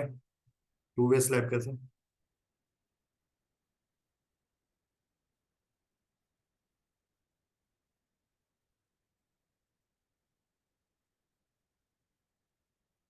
देखो, इसकी ये लॉन्गर स्पैन है और ये शॉर्टर स्पैन है। Longer span by shorter span, क्या टू से ज्यादा आएगी या वन, टू से कम आएगी? Longer span by shorter span two से ज्यादा आएगी। ठीक है, तो क्या होगा? ये वन वे स्लैब होगा। ये वन वे स्लैब है, तो इसमें जो है, जो बेंट अप बार्स होंगी, ठीक है, वो बेंट अप बार्स इस साइड में लगेंगी, यहाँ से स्टार्ट होगी, बीच यहाँ साइड में जो है बीम के पास बैंड होगी, फिर सीधी जाएगी, फिर ऊपर उठेगी बीम के पास, फिर ऊपर उठ के फिर आगे बैंड होके बीम से यहाँ जुड़ जाएगी। तो ये दोनों बीम है यहाँ, और यहाँ पर भी बीम है। ठीक है, तो ये इस साइड में लगेंगी सारी बैंड बैंड हुई बार्स, और जो इस साइड में लगेंगी वो एकदम स्ट्रेट बार्स होंगी। ठीक है, वो स्ट्रेट बार्स। तो ये हो गया क्या? One way slab. और टू वे स्लैब में क्या होगा? वो स्क्वायर शेप होगा। ठीक है, या तो स्क्वायर शेप होगा, और उसमें स्क्वायर शेप में क्या होगा फिर? उसमें दोनों साइड जो जैसा हमने यहाँ पर बैंड करके लगाई थी बार, वो इस साइड में भी बैंड होके लगेगी। तो दोनों साइड हो लगेंगी, तो इसलिए कहते हैं कि वन वे स्लैब में वन वन साइडेड जो होती है बैंड अप बार्स होती हैं, क्रैंक बार्स। और जो टू वे स्लैब होता है उसमें दोनों साइड जो है क्रैंक्ड बार्स होती हैं। और वो क्रैंक्ड बार्स दी की जाती हैं नेगेटिव बेंडिंग मूवमेंट को बैलेंस करने के लिए। और जो गांव वगैरह में जो स्लैब डालते हैं लोग, उसमें क्या क्रैंक बार यूज करते हैं या नहीं करते हैं? अभी तो करने लग गए हैं, मगर जो जितने भी आज से 20 साल 30 साल पुराने घर होंगे, सभी में सिंपल सिंपल सीधा सीधा वो बना के डाल देते हैं। पूरा एकदम जाली जैसा बना के डाल दिया, और बस हो गया। उसी वजह से फिर वो 1 साल बाद ही उसमें क्रैक आने लगता है बीच में से, क्योंकि बेंडिंग मोमेंट लग रहा है उस पे। वो उसको उनको पता नहीं है वहाँ कि बेंडिंग मोमेंट क्या होता है। वो भी बस बीच में से ऐसे झुक जाता है, वो टूट गया। ठीक है, इस चीज को ध्यान रखना है आपको। जो चीज है वो क्यों है, वो आप हमेशा ध्यान रखोगे, तो आपको खुद ही जानकारी ज्यादा अपने आप होती रहेगी। कोई भी कुछ भी हो रहा है वो किसी ना किसी रीजन की वजह से है। फिर साइड पे जो है ब्रिक ब्लॉक मैसनरी होती है। आजकल क्या है, ब्रिक्स जो है फ्लाई एश ब्रिक्स यूज होने लग गई हैं। जो रेड ब्रिक्स हैं वो बहुत कम यूज हो रही हैं। गवर्नमेंट का भी ये ऑर्डर है कि जो है रेड ब्रिक्स, जो क्ले वाली ब्रिक्स हैं, वो कम यूज की जाएं। मगर ऐसा क्यों? फ्लाई एश ब्रिक्स क्यों? ये देखो, फ्लाई एश ब्रिक्स का जो साइज है ये भी नोट कर लेना आप।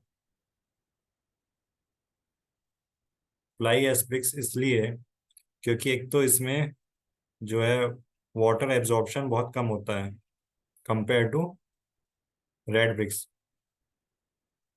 हाँ, इकोनॉमिकल है क्योंकि ये फ्लाई ऐश से बनी होती है। जो थर्मल पावर प्लांट में जो कोल बर्न होता है उसका जो बाई पार्ट्स होते हैं, बाई प्रोडक्ट्स, उसको यूज करके ये बनाई जाती है। ठीक है। इसमें एक तो वाटर एब्जॉर्प्शन बहुत कम होता है। ठीक है। दूसरा, इसको इसमें जो है, इसमें जो आपने देखा होगा कि जैसे घरों में डैम्पनेस आ जाती है एकदम, नीचे से दीवार गीली होने लगेगी, और वो ऊपर धीरे धीरे चढ़ते चढ़ते पूरी दीवार गीली होने लगेगी। जो लोग नीचे पीसीसी नहीं कराते हैं, ठीक है, वॉल कंस्ट्रक्ट करने से पहले पीसीसी जरूर होनी चाहिए। पीसीसी, डीपीसी, ये सब होना चाहिए। एक बीम कास्ट होना चाहिए। तो उससे क्या है, नीचे का जो मॉइस्चर है मिट्टी का, या आपके पड़ोस में जो कोई अगर पानी वगैरह है, तो वो आपके घर में ना चढ़े दीवारों में। उससे बचाने के लिए आपको जरूरी है वो पीसीसी और डीपीसी।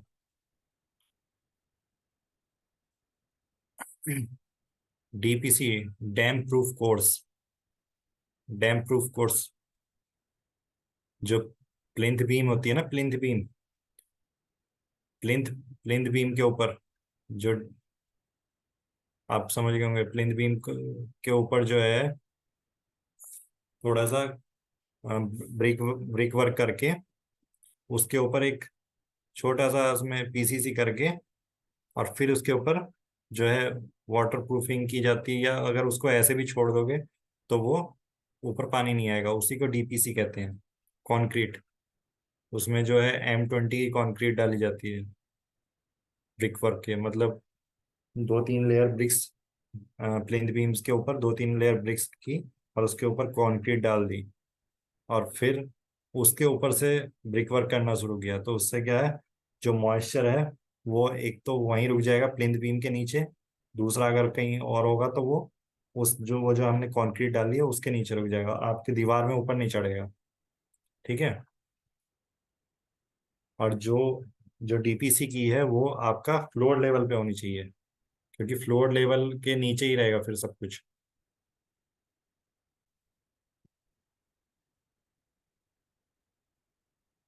समझ गए? तो आपने देखा होगा जो डैम्पनेस आ जाती है पूरा सफेद सफेद, जो उसको कहते हैं इफ्लोरेसेंस। उसमें जो है क्ले वाली ब्रिक्स में नमक ज्यादा होती है। तो वो नमक की वजह से वो सफेद सफेद पूरा दीवारों पे निशान आने लगता है। कंस्ट्रक्शन के टाइम पे ही आने लगता है। वो फिर वो धुल के बार बार करके उसमें प्लास्टर कर देते हैं, फिर वो प्लास्टर में दिखने लगता है, फिर वो उसमें पेंट कर देंगे। पेंट में वो छुपा रहेगा थोड़े दिन, जबकि कोई घर खरीद लेगा उसके एक दो साल बाद फिर वो दिखने लगेगा। तो इसलिए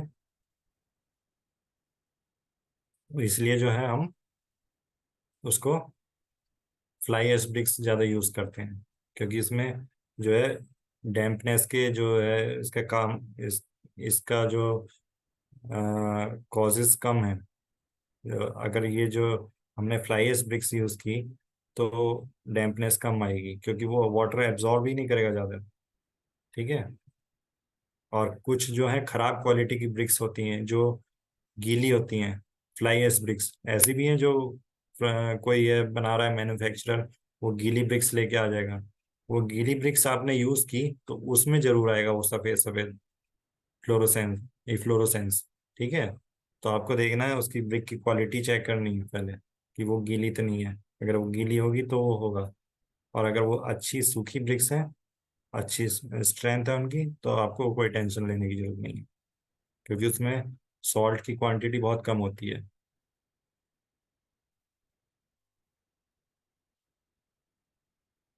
हाँ, फ्लाई ऐश में ज़्यादा मॉइस्चर नहीं चढ़ता ऊपर, क्योंकि वो क्या है, पूरा होल्स को बंद कर देता है। फ्लाई ऐश बहुत बारीक होता है, बहुत ज़्यादा बारीक पाउडर टाइप।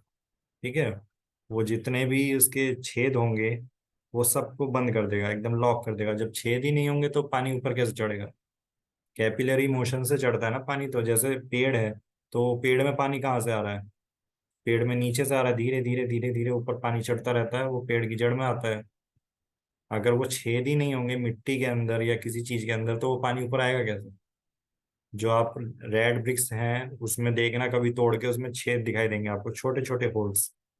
और आप कभी फ्लाई एश ब्रिक्स देखेंगे तो उसमें होल्स इतने नहीं होंगे, कंपेयर टू जो क्ले ब्रिक्स हैं। होल्स तो होंगे थोड़े बहुत, मगर इतने नहीं होंगे। जो हाई स्ट्रेंथ ब्रिक्स होंगी फ्लाई एश वाली, उसमें तो बिल्कुल आपको दिखेंगे नहीं।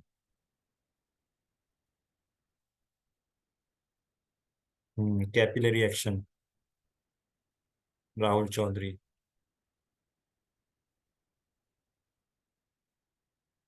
और दूसरा है, एक होता है ब्लॉक, ब्लॉक मैसनरी। ये दोनों चीजें ही मैसनरी में ज्यादा यूज होती हैं। स्टोन मैसनरी वहाँ यूज होता है जैसे राजस्थान वगैरह, जहाँ पर स्टोन्स ज्यादा है राजस्थान में, तो वहाँ ब्रिक्स की जगह जो है स्टोन यूज होते हैं, सैंड स्टोन वगैरह। ये देखो, ये है फ्लाई एश ब्रिक्स, देख रहे हो? ये आपने देखी होगी, कहीं पर भी कंस्ट्रक्शन होता है तो ज्यादातर यही दिखाई देगा आपको, ग्रे कलर की बिल्डिंग दिखाई देगी सारी। पहले कभी टाइम था तो उसमें रेड कलर का सब कुछ रेड रहता था। क्यों? Red, red clay use, clay bricks use होती रही। और दूसरा है अब, ये देखो, ये है ब्लॉक, AAC ब्लॉक कहते हैं इनको, एक्रिलिक एरेटेड कंक्रीट।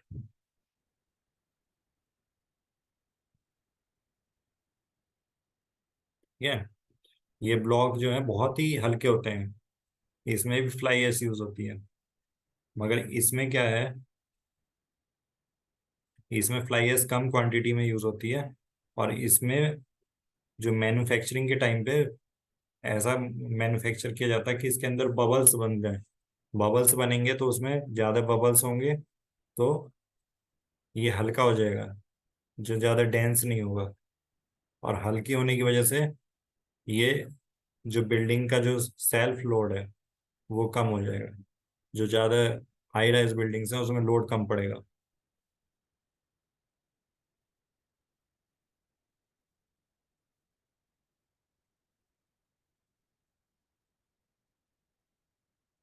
ठीक है, ये देखो,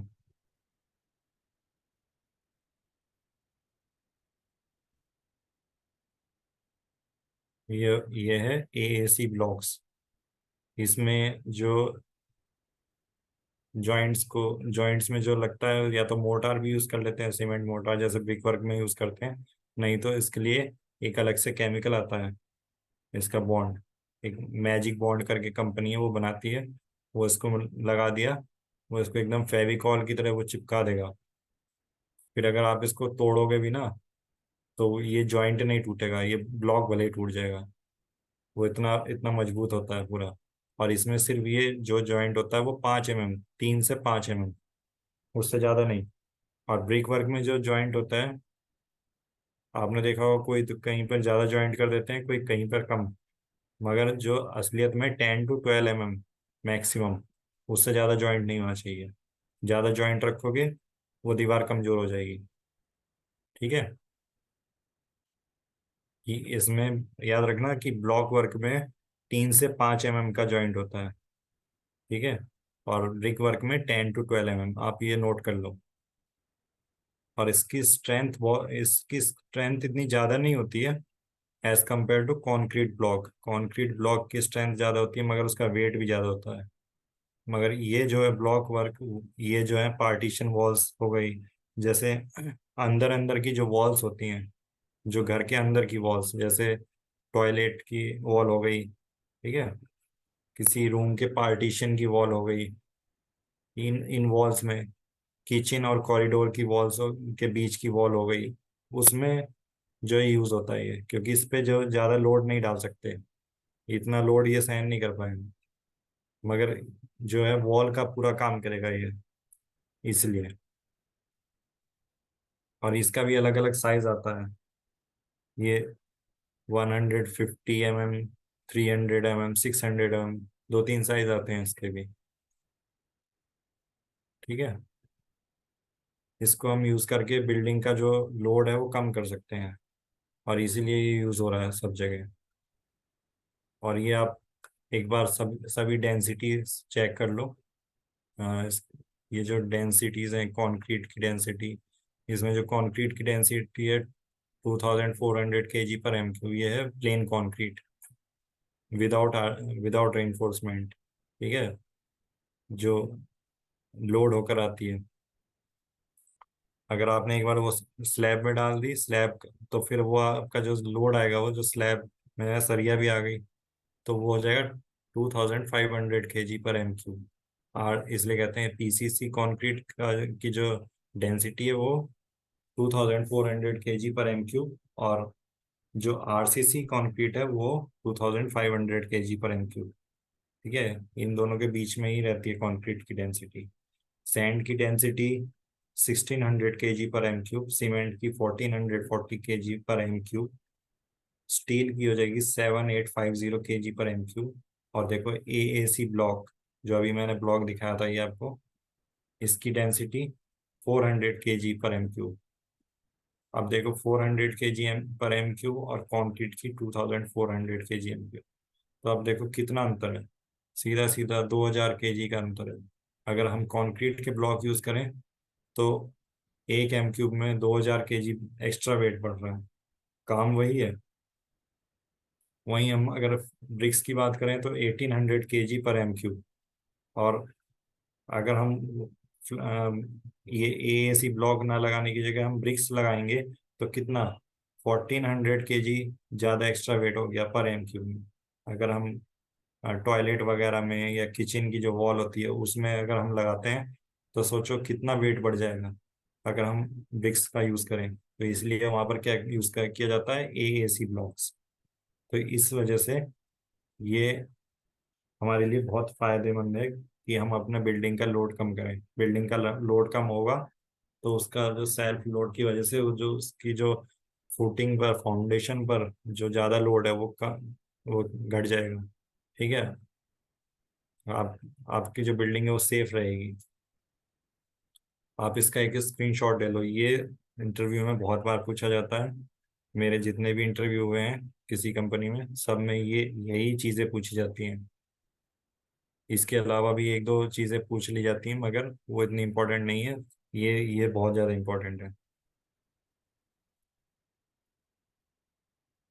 आप इसका स्क्रीनशॉट ले लो, अगर आपने स्क्रीनशॉट ले लिया तो टाइप कर देना यस, फिर आगे बढ़ेंगे।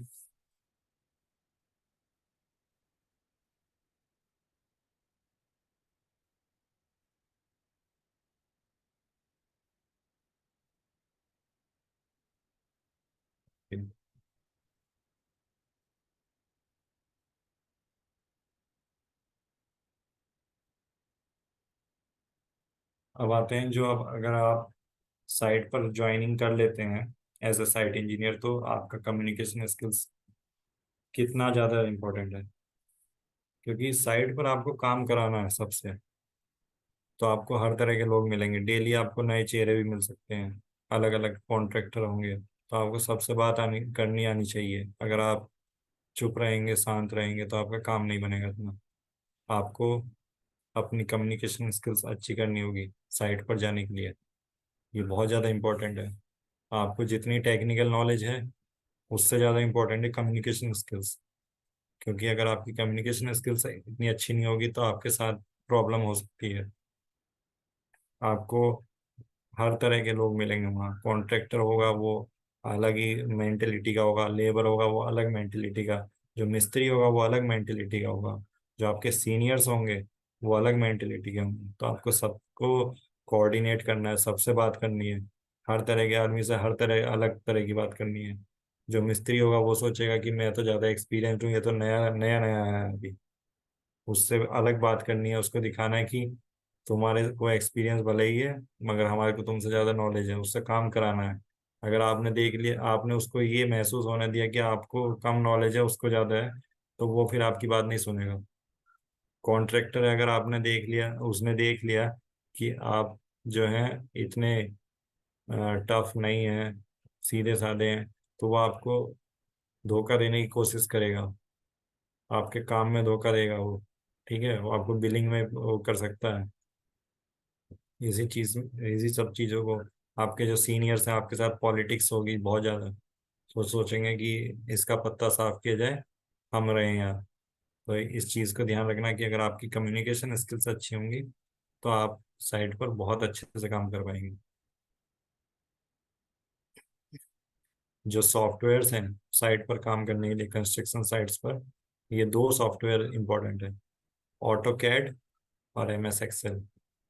दूसरे सॉफ्टवेयर्स जो हैं जैसे स्टैट प्रो, ठीक है, स्केचअप, ये सब इतने इंपॉर्टेंट नहीं है। ये सब जो है आर्किटेक्चरल ड्राइंग्स बनाने में और उसमें यूज होंगे, मगर ये ऑटो कैड जो है आपको प्लानिंग बिलिंग वगैरह में सब में यूज करना है। MS एक्सेल आना चाहिए आपको जब आप बिलिंग करते हैं। ठीक है, जो बाकी सॉफ्टवेयर्स हैं वो आप सीख लो, कोई टेंशन नहीं है, वो आपके लिए अच्छा है। वो आपकी जो ग्रोथ में हेल्प करेंगे, क्योंकि आपको जो अगर एक्स्ट्रा सॉफ्टवेयर्स आएंगे तो वो तो अच्छी बात है, मगर अगर आपको इतने सॉफ्टवेयर की नॉलेज नहीं है तो आप इन दो सॉफ्टवेयर्स में एक्सपर्टाइज अपना कर लो। आप ये दो सॉफ्टवेयर सीख लो ढंग से। अगर ये दो सॉफ्टवेयर आ गए फिर आपको ज़्यादा प्रॉब्लम नहीं होगी, क्योंकि जितने भी लोग कंस्ट्रक्शन साइट्स पर हैं तो सभी ऑटो कैड और MS एक्सेल यूज़ करते हैं। और जो हायर लेवल में है जैसे जनरल मैनेजर वगैरह, तो उनके लिए वो अलग सॉफ्टवेयर्स हैं। तो वो तो आपको थोड़ा एक्सपीरियंस गेन करने के बाद अपने आप पता चल जाएगा, वो कंपनीज खुद ही जो है उसके लिए ट्रेनिंग देती हैं। और अगर आप अभी जॉब सर्च कर रहे हैं तो मैं आपको बताना चाहता हूँ कि ये ऑनलाइन प्लेटफॉर्म्स हैं। आपने देखा होगा कि लिंक्डइन पर जो है आपने अपना अकाउंट बनाया, उसमें आपने देखा किसी के कहने पे आपने अकाउंट बना लिया, आप सर्च कर रहे हैं, जॉब जॉब नहीं आ रही है, उसमें कोई जॉब वैकेंसी नहीं मिल रही है, तो आपने अपना अकाउंट डिलीट कर दिया। डिलीट मत करो, आप अपना बायो अच्छा से बना के रखो, अपनी प्रोफाइल अच्छे से बना के रखो, फोटो अच्छा लगाओ उस पर लिंक्डइन पर। और ये लिंक्डइन जो है आज के टाइम में सबसे इम्पोर्टेंट है जॉब सर्च करने के लिए। क्यों? क्योंकि इस पे सभी प्रोफेशनल लोग हैं। इस पे आलतू फालतू टिकटॉकर टाइप के लोग नहीं हैं, इसमें प्रोफेशनल लोग हैं। प्रोफेशनल मतलब किसी कंपनी का वाइस प्रेसिडेंट भी है, उस कंपनी का GM भी है, उसी कंपनी के HR हेड भी हैं, सभी लोग हैं। ठीक है, आपकी प्रोफाइल देखेंगे तो आप उसको आपको लगना चाहिए, उनको लगना चाहिए कि हाँ भाई आप कुछ हैं। तो लिंक्डइन प्रोफाइल कभी भी अपनी डिलीट मत करो, बना के रखो। और जॉब के लिए सबसे इम्पोर्टेंट है, आप अपने आप सर्च करो कि आप जहाँ पर जॉब करना चाहते हो वहाँ पर कौन कौन सी कंपनीज का काम चल रहा है, कौन से कंस्ट्रक्शन साइट्स हैं। उन कंपनीज के बारे में सर्च करके उनके HR मैनेजर, HR हेड, इन दो तीन लोगों को आप कनेक्ट कनेक्ट रिक्वेस्ट भेजो। उनसे आप अगर कनेक्ट हो गए तो वो टाइम टाइम पर अपना प्रोफाइल पर डालते रहते हैं, पोस्ट करते रहते हैं कि आप उनके यहाँ जॉब वैकेंसी है। वो भले ही Naukri.com या कहीं पर ना डालें मगर लिंक्डइन पर जरूर डालेंगे। ठीक है, तो आप अगर कनेक्ट रहेंगे उनसे तो आप इजिली अपॉर्चुनिटी ग्रैब कर पाएंगे। ठीक है, इसलिए लिंक्डइन बहुत ज़्यादा जरूरी है। कोई बहुत लोग बोलते हैं कि लिंक्डइन में कुछ फ़ायदा नहीं है ये। आप लिंक्डइन पर प्रोफाइल बनाओ, HR से जुड़ो। HR अगर आपको कनेक्ट नहीं होते हैं, वो जैसे वैसे तो बहुत हैं HR जो एकदम आपके रिक्वेस्ट एक्सेप्ट कर लेंगे, मगर आप उनके जो पोस्ट लाइक्स करते रहो, उनकी नज़रों में जितना आप आओगे, आप अपनी, तो आपके जो चांस हैं उन, वो आपकी तरफ ज़्यादा ध्यान देंगे कि ये कौन है, आपकी प्रोफाइल चेक करेंगे। ठीक है, आपकी प्रोफाइल में आएगा कि आपने यहाँ से पढ़ाई की है, ये एक्सपीरियंस वगैरह। इजीली आप जब वह जॉब की पोस्ट डालेंगे तो आपको ध्यान में रख के जरूर डालेंगे। आप जैसे ही, और दूसरी चीज, जब भी वो पोस्ट करते हैं कुछ भी तो उसको आप जरूर लाइक करो। पोस्ट लाइक करो, कुछ कमेंट करो अच्छा सा, तो आप उनकी नज़रों में आते रहोगे। फिर आप उनको कनेक्ट रिक्वेस्ट भेजो। अगर उन्होंने पहले एक्सेप्ट नहीं की होगी तो आप दोबारा कर देंगे, क्योंकि आप बहुत दिनों से उनकी पोस्ट लाइक कर रहे हो और कमेंट कर रहे हो, तो अब वो आपसे फैमिलियर हो चुके हैं, अब आपकी वो रिक्वेस्ट एक्सेप्ट कर लेंगे। ठीक है, ये ट्रिक है लिंक्डइन की। लिंक्डइन पर डेली भेजो एचआर मैनेजर्स को। ठीक है। और दूसरा है नौकरी.com। नौकरी.com पर जो है बहुत से ऐसे फेक फेक जॉब्स भी होती हैं, वो आती रहती हैं एड में। मगर आपको ध्यान रखना है कि फेक के साथ साथ जो है बहुत से अच्छे अपॉर्चुनिटी भी नौकरी.com पर ही आती हैं, क्योंकि बहुत सी कंपनीज हैं, बहुत क्या ज़्यादातर कंपनीज नौकरी.com पर जरूर डालती हैं अपनी जो वैकेंसीज हैं। तो आप नौकरी.com पर अपना प्रोफाइल बना के रखो। टाइम टाइम पर आप उनकी चेक करते रहो वेबसाइट। ठीक है। और दूसरा ये, जब आप उसमें रेज्यूमे डालो तो उसमें कुछ ना कुछ एडिट, हर हफ्ते कुछ ना कुछ उसमें एडिट करो। जब आपका अगर रेज्यूमे अपडेट होता रहेगा हर हफ्ते, भले ही कुछ भी आप उसमें चेंज कर रहे हैं, भले ही आप उसमें अपना एक्सपीरियंस लिख रहे हैं कि 2022 में मतलब यहाँ पर जॉब कर रहे थे, या 2022 पास आउट, तो पास आउट ही दोबारा से मतलब आप उसको हटा के पास आउट दोबारा से लिखो। अगर आपने कुछ भी थोड़ा भी चेंज किया तो वो जो है वेबसाइट पर नोट हो जाएगा कि आप अपडेट हो रहे हैं, आप अभी एक्टिव हैं। अगर आप उस पर एक्टिव नहीं होगे तो आपका जो रेज्यूमे है वो बहुत पीछे चला जाएगा, वो नीचे दब जाएगा। जो लोग नए नए एक्टिव हो रहे हैं, जो अपडेट हो रहे हैं, वो आगे आते रहेंगे, तो उनके पास ज़्यादा चांस होगा कि नोटिफिकेशन आए और उनको ही रिप्लाई आए नौकरी.com की तरफ से। तो ये ध्यान रखना। दूसरा है कंपनीज की वेबसाइट, आप डायरेक्ट अप्रोच करो। जहां भी देखो कि यहाँ पर कंस्ट्रक्शन का काम चल रहा है आपके एरिया में, या आसपास के एरिया में, या कहीं से भी किसी से भी सुनने को आ रहा है कि ये कोई कंस्ट्रक्शन प्रोजेक्ट चल रहा है, और कैसे पता चले? आजकल बहुत सारे एड्स चलते हैं, न्यूज़ चलती है। जैसे पार्लियामेंट हाउस, नया पार्लियामेंट बना इंडिया का, तो उसमें कंस्ट्रक्शन स्टार्ट हुआ था, जब जिस दिन उसकी जो नींव रखी गई थी वो न्यूज़ में आ गया। आप अप्लाई करो। कौन सी, उसमें सर्च करो गूगल पर कौन सी कंपनी का ने कॉन्ट्रैक्ट लिया है, टाटा प्रोजेक्ट्स ने। तुरंत अप्लाई करो टाटा प्रोजेक्ट्स में, आपको मिलेगी जॉब। मगर आपको हमेशा अपने आँख नाक कान चारों तरफ से खोल के रखने हैं, कहाँ अपॉर्चुनिटी आ जाए कुछ पता नहीं है। ठीक है। हमेशा फोकस्ड रहोगे, अपॉर्चुनिटी आते ही आप अपॉर्चुनिटी ग्रैब करो। ऐसे अगर आप सोचने बैठ गए कि जॉब नहीं है, मार्केट लो है ये, तो उससे कोई फायदा नहीं है। वो 100 साल से ऐसे ही चल रहा है, कभी ऊपर होता है कभी नीचे होता है मार्केट। उसकी आपको टेंशन नहीं लेनी है। आपको नॉलेज अच्छी होगी, आपकी स्किल्स अच्छी होंगी, आपको जॉब मिल जाएगी। तो इसी तरह, और दूसरा जो है, रेजिडेंशियल बिल्डिंग्स हैं, उनके एड्स चलते रहते हैं कि यहाँ पर अंडर कंस्ट्रक्शन बिल्डिंग है, आप हमारे फ्लैट्स खरीद लो, उसमें ऐड आते रहते हैं। ठीक है, ऑनलाइन आप सर्च करोगे कि on going projects near Noida, या कुछ कुछ भी डाल दो, तो उसमें आपको दुनिया भर के प्रोजेक्ट्स आ जाएंगे। उसमें ऑन गोइंग प्रोजेक्ट्स में डाल दो, उस कंपनी का सर्च करके उसमें डायरेक्ट करियर का ऑप्शन आएगा, करियर के ऑप्शन में अप्लाई कर दो। आपको जरूर आएगा रिप्लाई। रिप्लाई नहीं आता फिर 1-2 हफ्ते बाद फिर से ट्राई करो, 1 हफ्ते बाद या 3 दिन बाद, 4 दिन बाद, जरूर होगा। बस आपको ध्यान रखना है अपॉर्चुनिटी का। ठीक है। और आपको कोई क्वेश्चन आंसर पूछने हो तो आप मेरे से पूछ सकते हैं।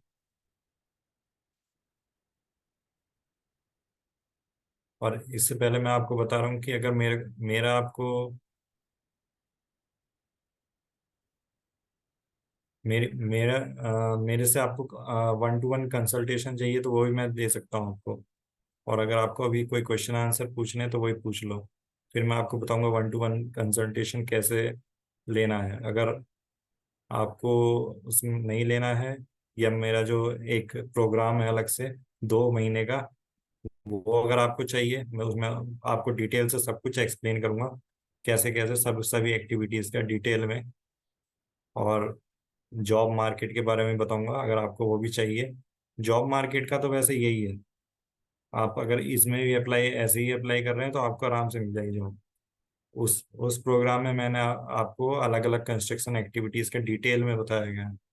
तो अगर आपको वो चाहिए तो वो भी आप मेरे को बता सकते हैं। अगर नहीं तो आप आप मेरे से कोई क्वेश्चन आंसर पूछ सकते हैं अभी, और हम सेशन खत्म करेंगे फिर।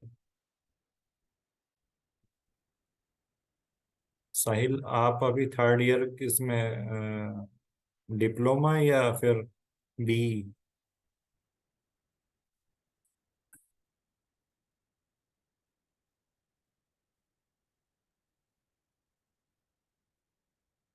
ओके, तो थर्ड ईयर में तो आप तो बहुत अच्छे टाइम पे आए मेरे सेशन में।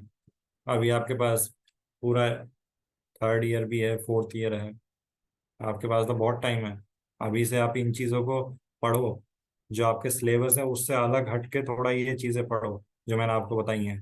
अगर ये चीज़ें आपने सीख ली तो आपके फिर इंटरव्यू को कोई नहीं रोक सकता, आप इंटरव्यू में सेलेक्ट होंगी। आपसे कोई इंटरव्यू में बियरिंग कैपेसिटी ऑफ सॉइल का फॉर्मूला नहीं पूछेगा, ठीक है?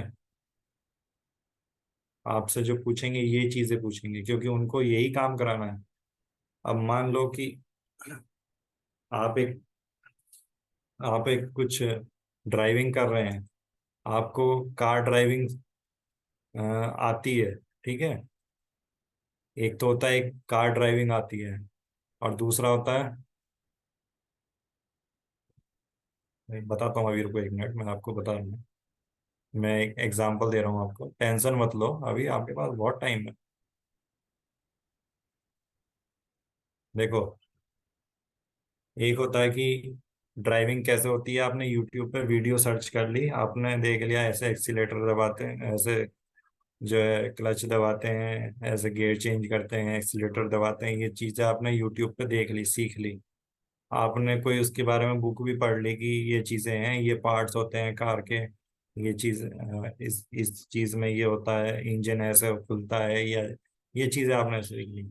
अब कहीं कोई जॉब निकली है, उसमें ड्राइवर की पोस्ट निकली है, मान लो एक एग्जांपल दे रहा हूँ मैं। अब आप जा रहे हो, आपने आपको तो आ गया, अरे मैंने तो पूरा कार को खोल के दोबारा से बांध दूंगा, मैंने तो पूरा यूट्यूब पे ये भी पढ़ लिया है, सीख लिया है, ड्राइविंग कैसे करते हैं वो भी मैंने सीख लिया है। मगर अभी आपने जो है, जो उसका बेसिक जो है ड्राइविंग करने की, वो चीज़ आपने सीखी नहीं है, वो तो आपने सीखी नहीं, ठीक है? जो बेसिक्स हैं वो चीज़ें आपने सीखी नहीं, आपने पूरा टेक्निकल पूरी डिटेल्स आ गई हैं आपको। अब जब आप ड्राइविंग के लिए जाओगे इंटरव्यू के लिए, तो आपसे क्या पूछेगा कोई? आपसे ये थोड़ी ना पूछेगा कि इंजन कैसे खोलते हैं, और इंजन में ये चीज़ आ जाए तो ये क्या करेंगे, अगर वो हीट होके बंद हो जाए तो क्या करेंगे। वो पहली चीज़ आपसे यही पूछेंगे कि कार को स्टार्ट कैसे करेंगे, गियर कैसे डालेंगे। वो चीज़ें अगर आप बता नहीं पाए, वो आगे पूछेगा ही नहीं टेक्निकल ज़्यादा, बस आपका वहीं रोल खत्म है, ठीक है? ये चीज़ ध्यान रखो। इसलिए जो मैंने ये चीज़ें बताई हैं अभी, इन इन चीज़ों पे आप अगर फोकस करोगे अपने सिलेबस के साथ, सिलेबस तो आपको ख़त्म करना ही है, उसमें अच्छे मार्क्स लाने ही है, वो अलग ही इंप्रेशन देगा, मगर ये चीज़ें आपको आनी जरूरी है। सॉफ्टवेयर्स में ऑटो कैड और MS एक्सेल। MS एक्सेल का मुझे तो लगता नहीं कि BE में सिखाया जाता है। अगर आपने स्कूल वगैरह में सीखा होगा, उसमें भी अगर आपने गेम्स ना खेले हो कंप्यूटर लैब के टाइम पर, तो तो आपको MS एक्सेल अच्छे से आता होगा। अगर आपने प्रैक्टिस की होगी तो भी आता होगा, क्योंकि MS एक्सेल एक बहुत ही वास्ट सॉफ्टवेयर है, उसमें बहुत सारे फॉर्मूलाज हैं जो आपका काम एकदम मिनटों में आसान कर दें, एकदम शॉर्टकट्स, वो सब कुछ आने चाहिए। तो सॉफ्टवेयर से ये अगर आप सीख गए तो फिर वो खुद ही एडवांटेज हो गया, जब आपसे कोई पूछेगा आप अपने रेज्यूमे में डाल तो दोगे सॉफ्टवेयर्स ये आते हैं, मगर वो अगर उसने पूछ लिया कोई कमांड आपसे ऑटो कैड का, आप नहीं बता पाए तो उससे प्रॉब्लम होगी ना। वो आपने अपना डिग्री में भी दिखा रखा है, मार्कशीट में, कि ऑटो कैड में इतने अच्छे मार्क्स आए थे। तो वो इतना इम्प्रेशन नहीं है। अगर आपने उसके कमांड का नहीं बताया कि इस चीज के लिए कौन सा कमांड, ट्रिम कमांड कहाँ यूज होता है, कैसे यूज होता है, वो सब चीज नहीं बता पाए तो आप ऑटो कैड का, तो आप फिर मार्क्स का क्या यूज है। तो इसलिए आपको ध्यान रखना है कि मार्क्स तो लाने लाने हैं, मगर वो उसके साथ आपको स्किल से भी डेवलप करनी है। वो आपके हो जाएंगे 3 4, थर्ड ईयर फोर्थ ईयर में आराम से हो जाएंगे। इतनी टेंशन टेंशन मत लो अभी। और जो मैंने ये बताया लिंक्डइन पर, आप अपनी लिंक्डइन पर प्रोफाइल बनाओ। प्रोफाइल बनाने के बाद आप अपना उसमें स्टूडेंट लिख दो, स्टूडेंट लिख दोगे। और उसके बाद आप अपना रिलेटेड पोस्ट, मतलब सिविल इंजीनियरिंग से रिलेटेड पोस्ट अपना डालते रहो उसमें। एक हफ्ते में 1 2 पोस्ट डाल दो और देखो कैसे आपको नोटिस करते हैं सब लोग। उसमें एचआर हेड से भी जुड़ो, एचआर मैनेजर से जुड़ो। जब वो आप देखो, वो देखेगा कि कोई ये स्टूडेंट है सिविल इंजीनियरिंग का, थर्ड ईयर में है अभी, और इसको इतनी नॉलेज है, ये इतना कंटेंट डाल रहा है, तो आप खुद ही नोटिस में आ रहे हो। अब जब आप नोटिस होगे, जब आप जॉब लेने जाओगे, तो जॉब पहले ही आपके लिए तैयार रखी है, आप उसी एचआर मैनेजर से डायरेक्ट कांटेक्ट करोगे। जब आप दिखाई नहीं दोगे तो फिर आपको जॉब कैसे मिलेगी। तो आप इतना टेंशन मत लो, अभी आप फोकस करो अपना इस चीज़ पे। अगर आपको मेरा कोर्स चाहिए वो, तो आप मेरे को बता सकते हो, मैं आपको पूरी हेल्प करूंगा।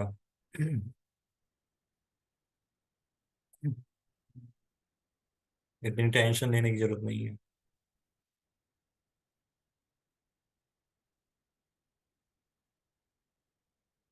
जो मैंने कोर्स लॉन्च करा है अपना, वो उस कोर्स में जो है यही सब चीज़ें हैं जो अभी मैंने बताई हैं। इससे अलग बहुत सारी डिटेल्स हैं। अभी तो आईएएस कोर्स भी इतने सारे हैं कि उसमें इतना सब कुछ छुपा हुआ है जो आपको कॉलेज में नहीं सिखाया जाता, आईएएस कोर्स। ठीक है। तो अगर आप मेरा वो ले लें कोर्स तो सही रहेगा आपके लिए। अभी अभी टाइम है आपके पास। और जैसे बिल्डिंग्स का कंस्ट्रक्शन है, उसमें जो बारीकी है, उसमें क्या क्या टेस्ट किए जाते हैं, कौन सा टेस्ट किस चीज़ में किया जाता है, सीमेंट टेस्ट के लिए कौन कौन से इक्विपमेंट्स हैं, कैसे वो टेस्ट किया जाता है, ये सब चीज़ें आपको आनी चाहिए। Initial setting time, final setting time, ये सब चीज़ें कैसे टेस्ट करते हैं, वो सब कुछ आना चाहिए। मेरे उस कोर्स में सब कुछ है ये सब। कितनी हाइट होनी चाहिए एक रूम की।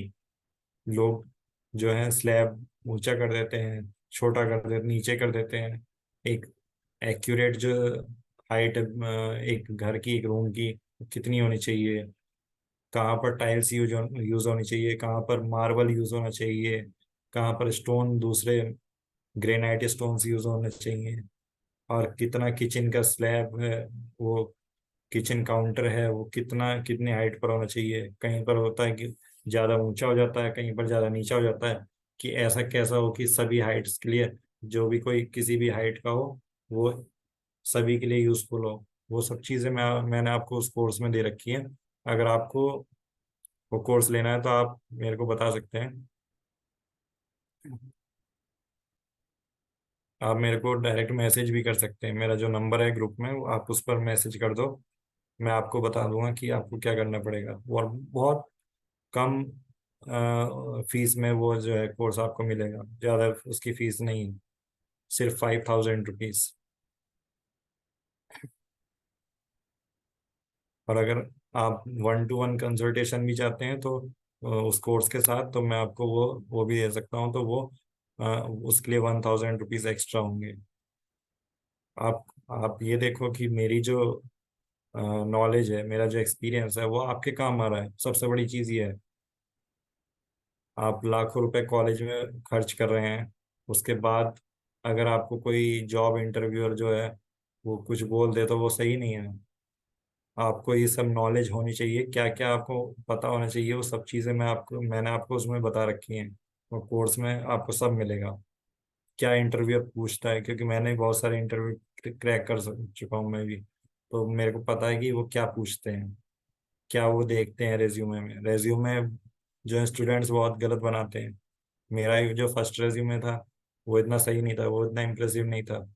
तो मैंने टाइम के हिसाब से सब कुछ सीखा, तो वो मैं आपसे शेयर करूंगा, कैसे रेज्यूमे बनाते हैं, क्या क्या डिटेल्स डालनी है आपको। ठीक है। अगर आपको और कोई क्वेश्चन है तो आप पूछ सकते हैं मेरे से, क्योंकि अभी आप थर्ड ईयर में हैं तो आपको शायद वो, मैं तो कहूँगा आपको लेना चाहिए वो कोर्स। वो आपके लिए यूजफुल होगा, क्योंकि आप उसके साथ साथ, एक चीज़ है कि आप बुक्स से पढ़ रहे हो और एक है प्रैक्टिकल नॉलेज ले रहे हो, दोनों चीज़ें साथ साथ चलेंगी। तो आप क्या सोचो कितना टाइम बचेगा। जो चीज़ें आप कंस्ट्रक्शन साइट पर जाकर अगर सीखोगे, वो आप पहले ही कॉलेज में सीख रहे हो। दूसरी चीज़ ये कि जॉब इंटरव्यू में जो पूछा जाएगा वो आपको पहले ही पता होगा। एक होता है कि हमने 60-70 सब्जेक्ट्स पढ़ लिए हैं, अब उसमें से क्या पूछ लेगा कोई, नहीं पता है। मगर मैं बताऊंगा ना आपको कि क्या पूछेगा वो। ठीक है। इन चीज़ों से बहुत फर्क पड़ता है। आपने रेलवे इंजीनियरिंग पढ़ा, एयरपोर्ट इंजीनियरिंग पढ़ा, आप गए एक रेजिडेंशियल बिल्डिंग में के प्रोजेक्ट पर, आपसे उसने इंटरव्यू किया, आपसे पूछ लिया कि जो है टाइल्स कितने टाइप की होती हैं, आप बताओ आप टाइल्स कितने से टाइप की होती हैं। आप नहीं बता पाओगे क्योंकि आपके सिलेबस में नहीं है। मुझे पता है।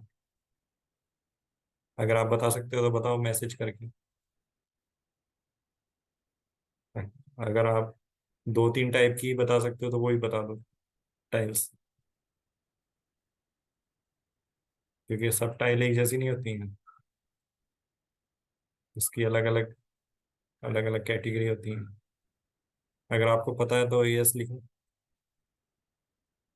नहीं तो नो लिखो।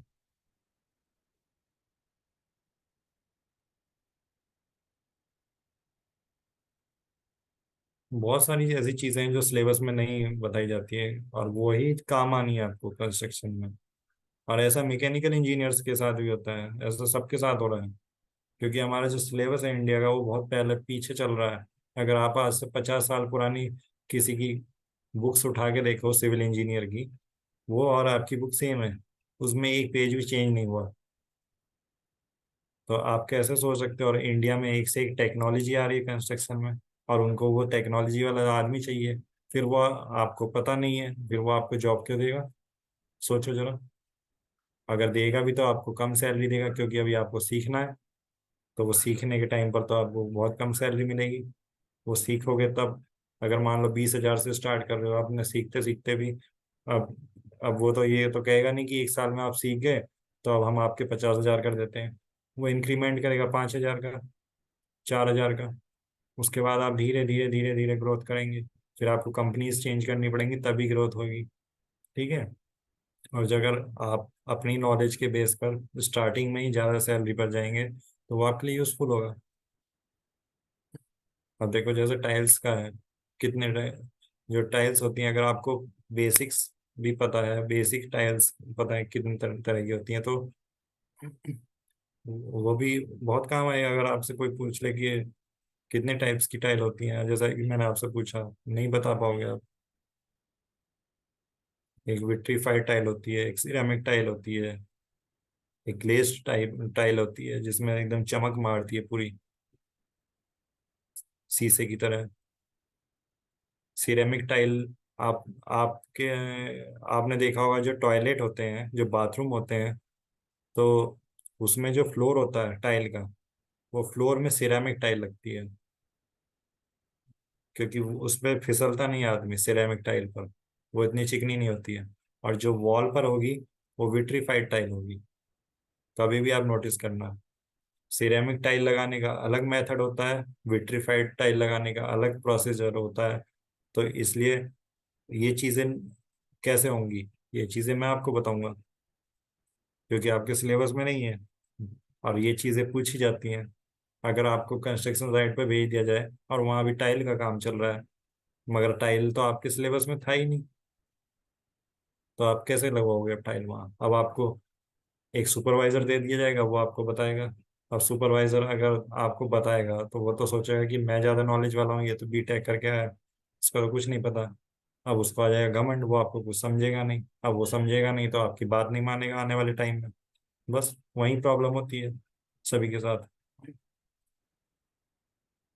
ये चीज़ें होती हैं कंस्ट्रक्शन साइट पर। जो सिलेबस और जो आज के टाइम में चल रहा है वो बहुत अंतर है। एमएनसी कंपनी में जाने के लिए भी वही मैंने जैसा आपको बताया, लिंक्डइन लिंक्डइन और naukri.com, इन दोनों पे अपना प्रोफाइल बनाओ और सर्च करते रहो। कोई ना कोई एमएनसी कंपनी में आराम से जॉब मिल जाएगी। आज आज आपने देखा कि आज हमारे प्राइम मिनिस्टर ने किस चीज का उद्घाटन किया? कौन सी बिल्डिंग का नाम पता है आपको आज, अगर आपने न्यूज़ देखा हो कुछ?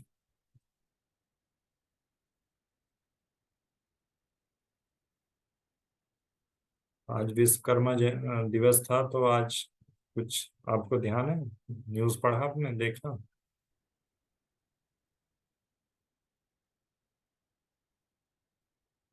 नोएडा सेक्टर द्वारका सेक्टर 25 में एक एग्जीबिशन हॉल बना है, बिल्डिंग बनी है, उसका उद्घाटन किया उन्होंने। तो अब सोचो वो कब से काम चल रहा था। अगर लोग उसको नहीं देखेंगे कि कहाँ पर क्या काम चल रहा है, अगर उसके बारे में गूगल पर सर्च नहीं करेंगे, तो फिर वो तो रह जाएंगे ना अपॉर्चुनिटी ग्रैब करने से। उसको सर्च करते रहें, देखते रहें कहाँ पर क्या मिल सकता है।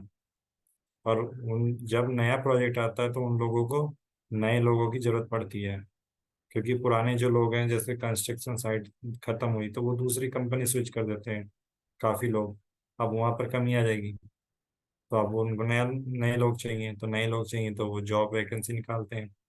जॉब वैकेंसी निकालते हैं, उस टाइम में आदमी रह जाता है कि ध्यान नहीं देता। जैसे naukri.com का मेल पर मेल आया, या फिर लिंक्डइन पर आप उनसे कनेक्ट नहीं रहे उन कंपनियों से, तो आप कैसे, आपको कैसे मिलेगी जॉब? ये चीज़ें हैं।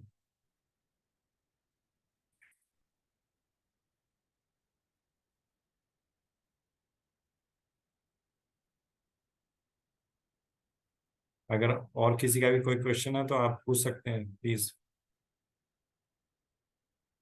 नहीं तो हम फिर सेशन खत्म करते हैं।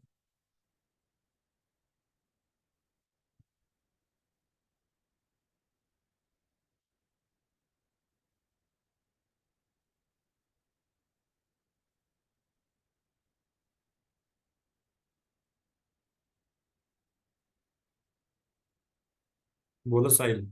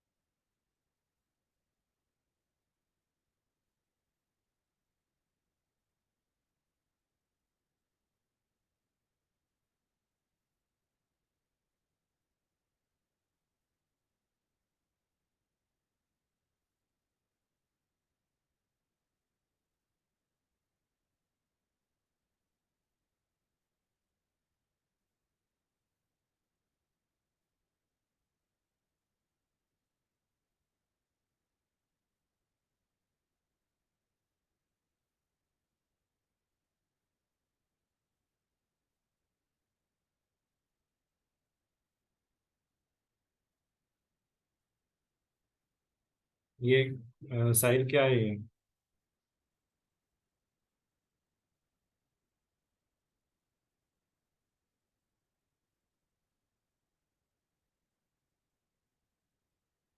स्टील डिटेलिंग का सॉफ्टवेयर, राइट?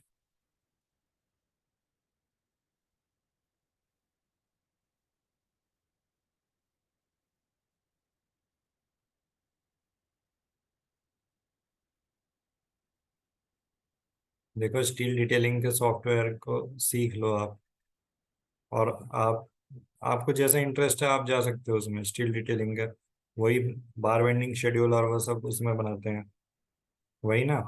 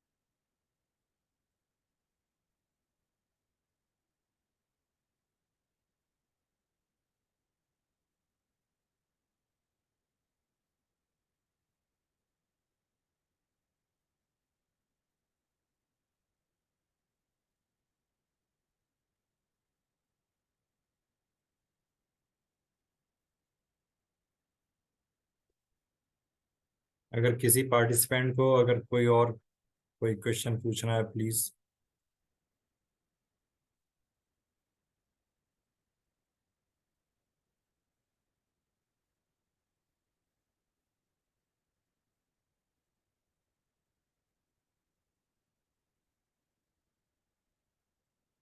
साहिल, अभी आपको अपनी फील्ड में जाना सही रहेगा, जो आप पढ़ाई कर रहे हो उसके बाद उसी की फील्ड में जाना सही रहेगा, उसका एक्सपीरियंस लो ना आप।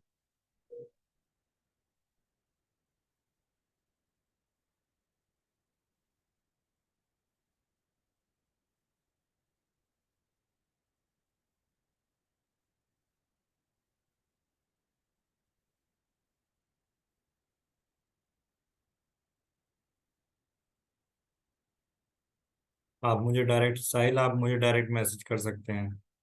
मैं आपको बता दूंगा कि आप सही रहेगा आपके लिए। ठीक है।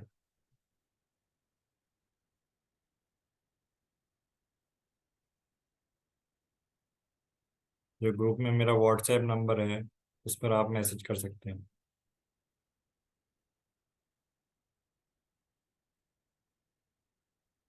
और किसी पार्टिसिपेंट को कोई कुछ क्वेरी हो तो ठीक है, नहीं तो फिर हम सेशन खत्म करते हैं।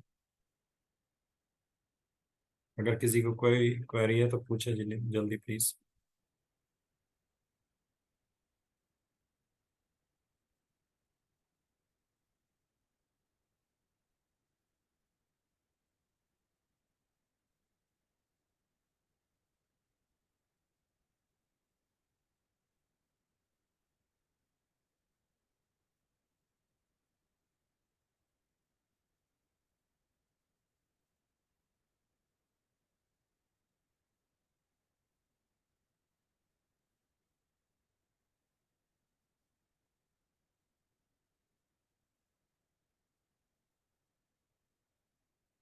ओके, हम ये सेशन खत्म करते हैं अब।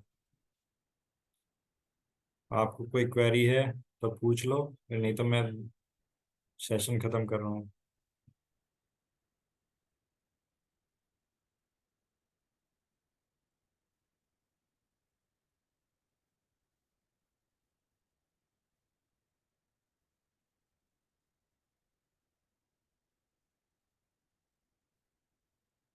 राहुल, आपको कुछ पूछना है?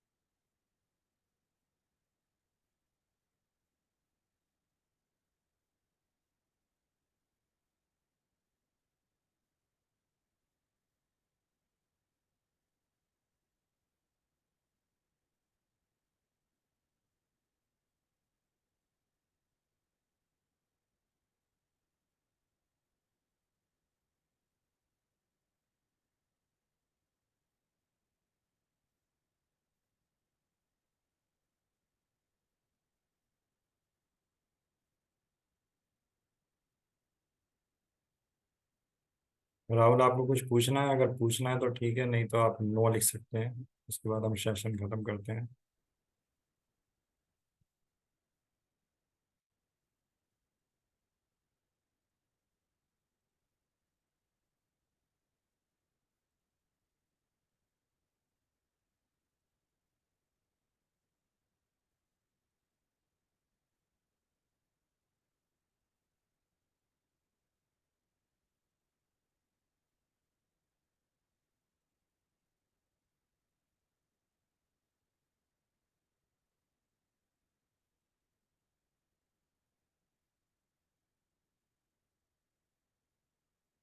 ओके, हम सेशन खत्म करते हैं। Thank you for joining this session.